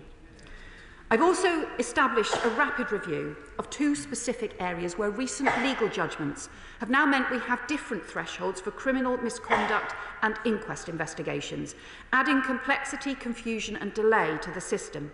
In particular, it will look at the legal test for use of force in misconduct proceedings and the threshold for determining short-form findings of unlawful killing in inquests. The independent review will be conducted by Tim Godwin and the Right Honourable Sir Adrian Fulford and will report jointly to myself and to the Lord Chancellor by the end of January. And I've asked for further work to be done on timeliness standards and misconduct procedures as part of our wider policing reforms. My right honourable friend, the Attorney-General, has also invited the Director of Public Prosecutions to examine the CPS guidance and processes in relation to charging police officers for offences committed in the course of their duties. And following calls from civil society organisations, we will ask the College of Policing to establish a national lessons learned database for deaths or serious injuries arising from police contact or police pursuits. So there is a responsibility to ensure that lessons are incorporated into the development of police training and guidance when tragic incidents occur and to prevent the repetition of such events in future. And to rebuild wider public confidence in the wider standard regimes for policing, we also need to ensure that there is faster progress in responding to the findings of the Angelini and Casey reviews on vetting and standards. So we will therefore take forward in this parliamentary session some previously agreed proposals to ensure that officers convicted of certain criminal offences are automatically found to have committed gross misconduct and create a presumption of dismissal where gross misconduct is found. We will change regulations to enable Chief Constables to promptly dismiss officers who fail their vetting, which has been a glaring gap in the system for too long. And we will go further to ensure standards are upheld. We will ensure statutory underpinning for national vetting standards and strengthen requirements relating to the suspension of officers under investigation for domestic abuse or sexual offences. Finally, we need to ensure that there are wider measures to restore confidence in policing and the criminal justice system across all communities. That must include further work to take forward the Met's London Race Action Plan, where action has already been taken, but where the Met Commissioner and Mayor for London have both made clear there is much more work to do. And we need to see progress from the National Police Chiefs Council on the National Police Race Action Plan. And Madam Deputy Speaker, this government is also determined to take forward further measures ranging from the introduction of neighbourhood policing to new police force performance standards to strengthen confidence in every community across the country. The measures I've outlined are practical steps to rebuild confidence, tackle delays, provide clarity and ensure high standards are maintained. For more than 200 years, policing by consent has been the bedrock of British policing, and this government is determined to take the action necessary today, both to strengthen the confidence the public have in the police and to strengthen the confidence the police must have when they are out on the street each day doing the difficult job of keeping us all safe. Those are the twin goals we must all work towards, and I commend this statement to the House. I'll call the Shadow Home Secretary, Mr James Cleverly. Thank you, Madam Deputy Speaker. And can I also thank the Home Secretary for advance sight of her statement and for the recent Privy Council briefing that I received from her. I very much welcome, I'll start off by saying I very much welcome what she's put forward today. I agree with almost all of it and disagree with almost none of it. Because as a society, we demand that our firearms officers put themselves in dangerous and difficult situations to protect others. Every firearms officer in the UK is a volunteer, and we rightly value the fact that we have a predominantly unarmed police force here in the UK, but we do of course need a cadre of armed police officers across the country. I've had the privilege of visiting the Police Firearms Training Centre in Gravesend, and I have seen firsthand just how rigorous that firearms training regime is, not just in marksmanship, but also in the use of judgment. Split-second, life or death decisions have to be made. often in circumstances where the risk picture is incomplete, and often in circumstances where the cost of not acting is considerably more severe than the cost of acting. And in all of the debate and conversation we have around the police use of force, this fundamental truth should be in the forefront of our minds. As the Right Honourable Lady has said, we rightly expect that all officers at all times act with restraint and professionalism. But we cannot allow circumstances to be created where officers are disincentivised from being decisive or become unwilling to take the right action for fear of trial by media or for fear of a long period of suspension under investigation. When my party was in government, and I am grateful for the Home Secretary acknowledging this in her statement, we started under my predecessors and led predominantly by my right honourable friend, the member for Croydon South. We initiated a review into the use of force by police officers and the accountability regime. I am very grateful, genuinely grateful, that under her leadership that is continuing. Because as she rightly says, giving confidence to police officers so that they can act in accordance with their training, but that they will not be penalised for taking those actions is absolutely key. And ensuring simultaneously that the public have confidence that police officers still have an appropriate accountability framework is equally as important. And she made the point that both of those aims are being pursued in the accountability review that she is taking forward. And the commitment that these investigations will be done more speedily is key. And specifically, that she will continue with our proposals to allow the IOPC to refer cases to the CPS earlier is important, because prolonged periods of uncertainty undermines the confidence both of police officers and the public that they serve. And I am very much pleased to see the government is continuing in our reforms to ensure that when police officers act in accordance with their training and in the line of duty, that the presumption is that they will not be held to a lower threshold for prosecutions than members of the general public. And I would ask her to seriously consider that training in these roles forms a legitimate part of the defence of officers if and when criminal prosecutions are brought forward. And I'm particularly pleased, and I very much welcome the additional move to introduce the presumption of anonymity for firearms officers subject to criminal trial following a shooting. We now know that Chris Cabba was involved with a violent gang, and that Sergeant Blake and his family had, and indeed still have, a well-founded fear of violent reprisals. And that fear was amplified when Sergeant Blake's name was put in the public domain. Can I ask the Right Honourable Lady, in light of the review by Dr. Gillian Fairfield, which further of her recommendations she is minded to take forward?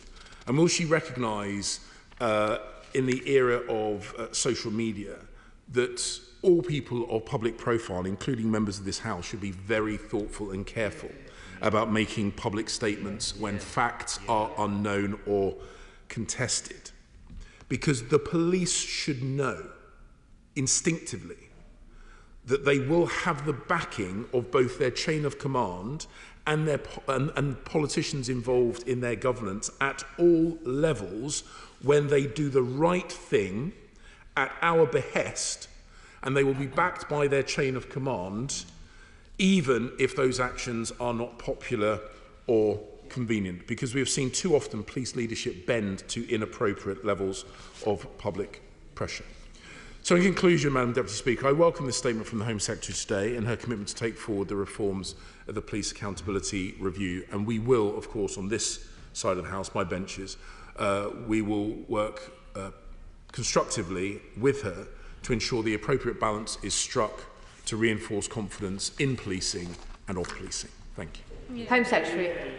Can I thank the Shadow Home Secretary for his response? And this is an area where I hope there will actually be wide agreement across all sides of the House on the importance of these issues, the fact that it does go to the heart of that British tradition of policing by consent, where all of us want to know that, of course, there is proper accountability in place for decisions that police forces and police officers make, but we also have to know that the police have the confidence to take sometimes the most difficult decisions of all in order to keep the rest of us safe.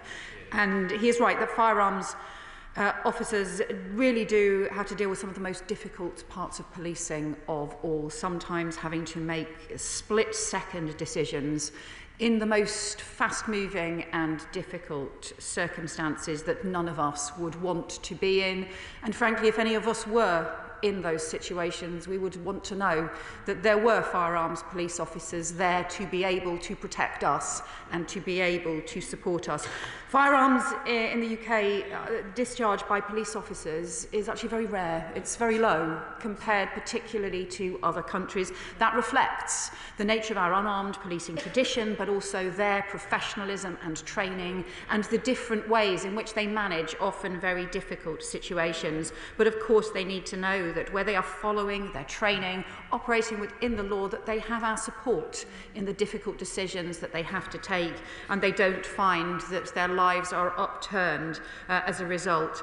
The anonymity provisions, I think, are very important, and I hope we'll have support from the whole House, and we want to bring those in, the presumption of anonymity. We would like to bring those in as part of the forthcoming crime and policing bill. He also raised the issue of training.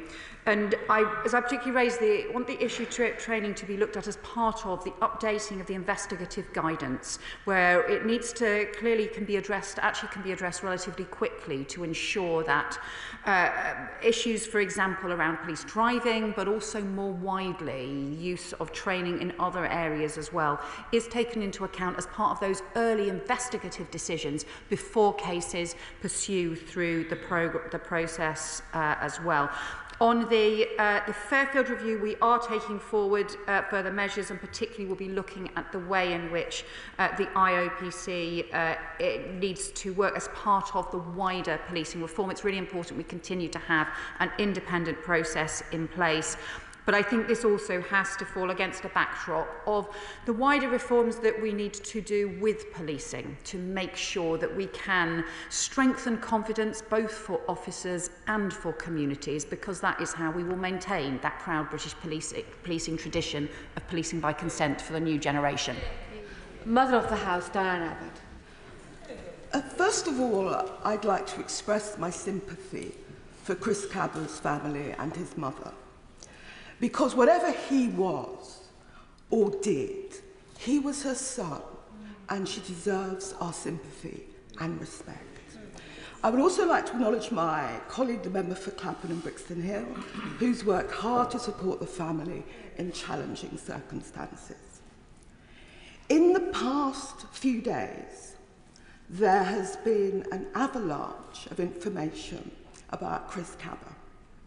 But to those who are asking why this information was not made available to the jury, that was the decision of the judge, and they should put their complaints to the judge.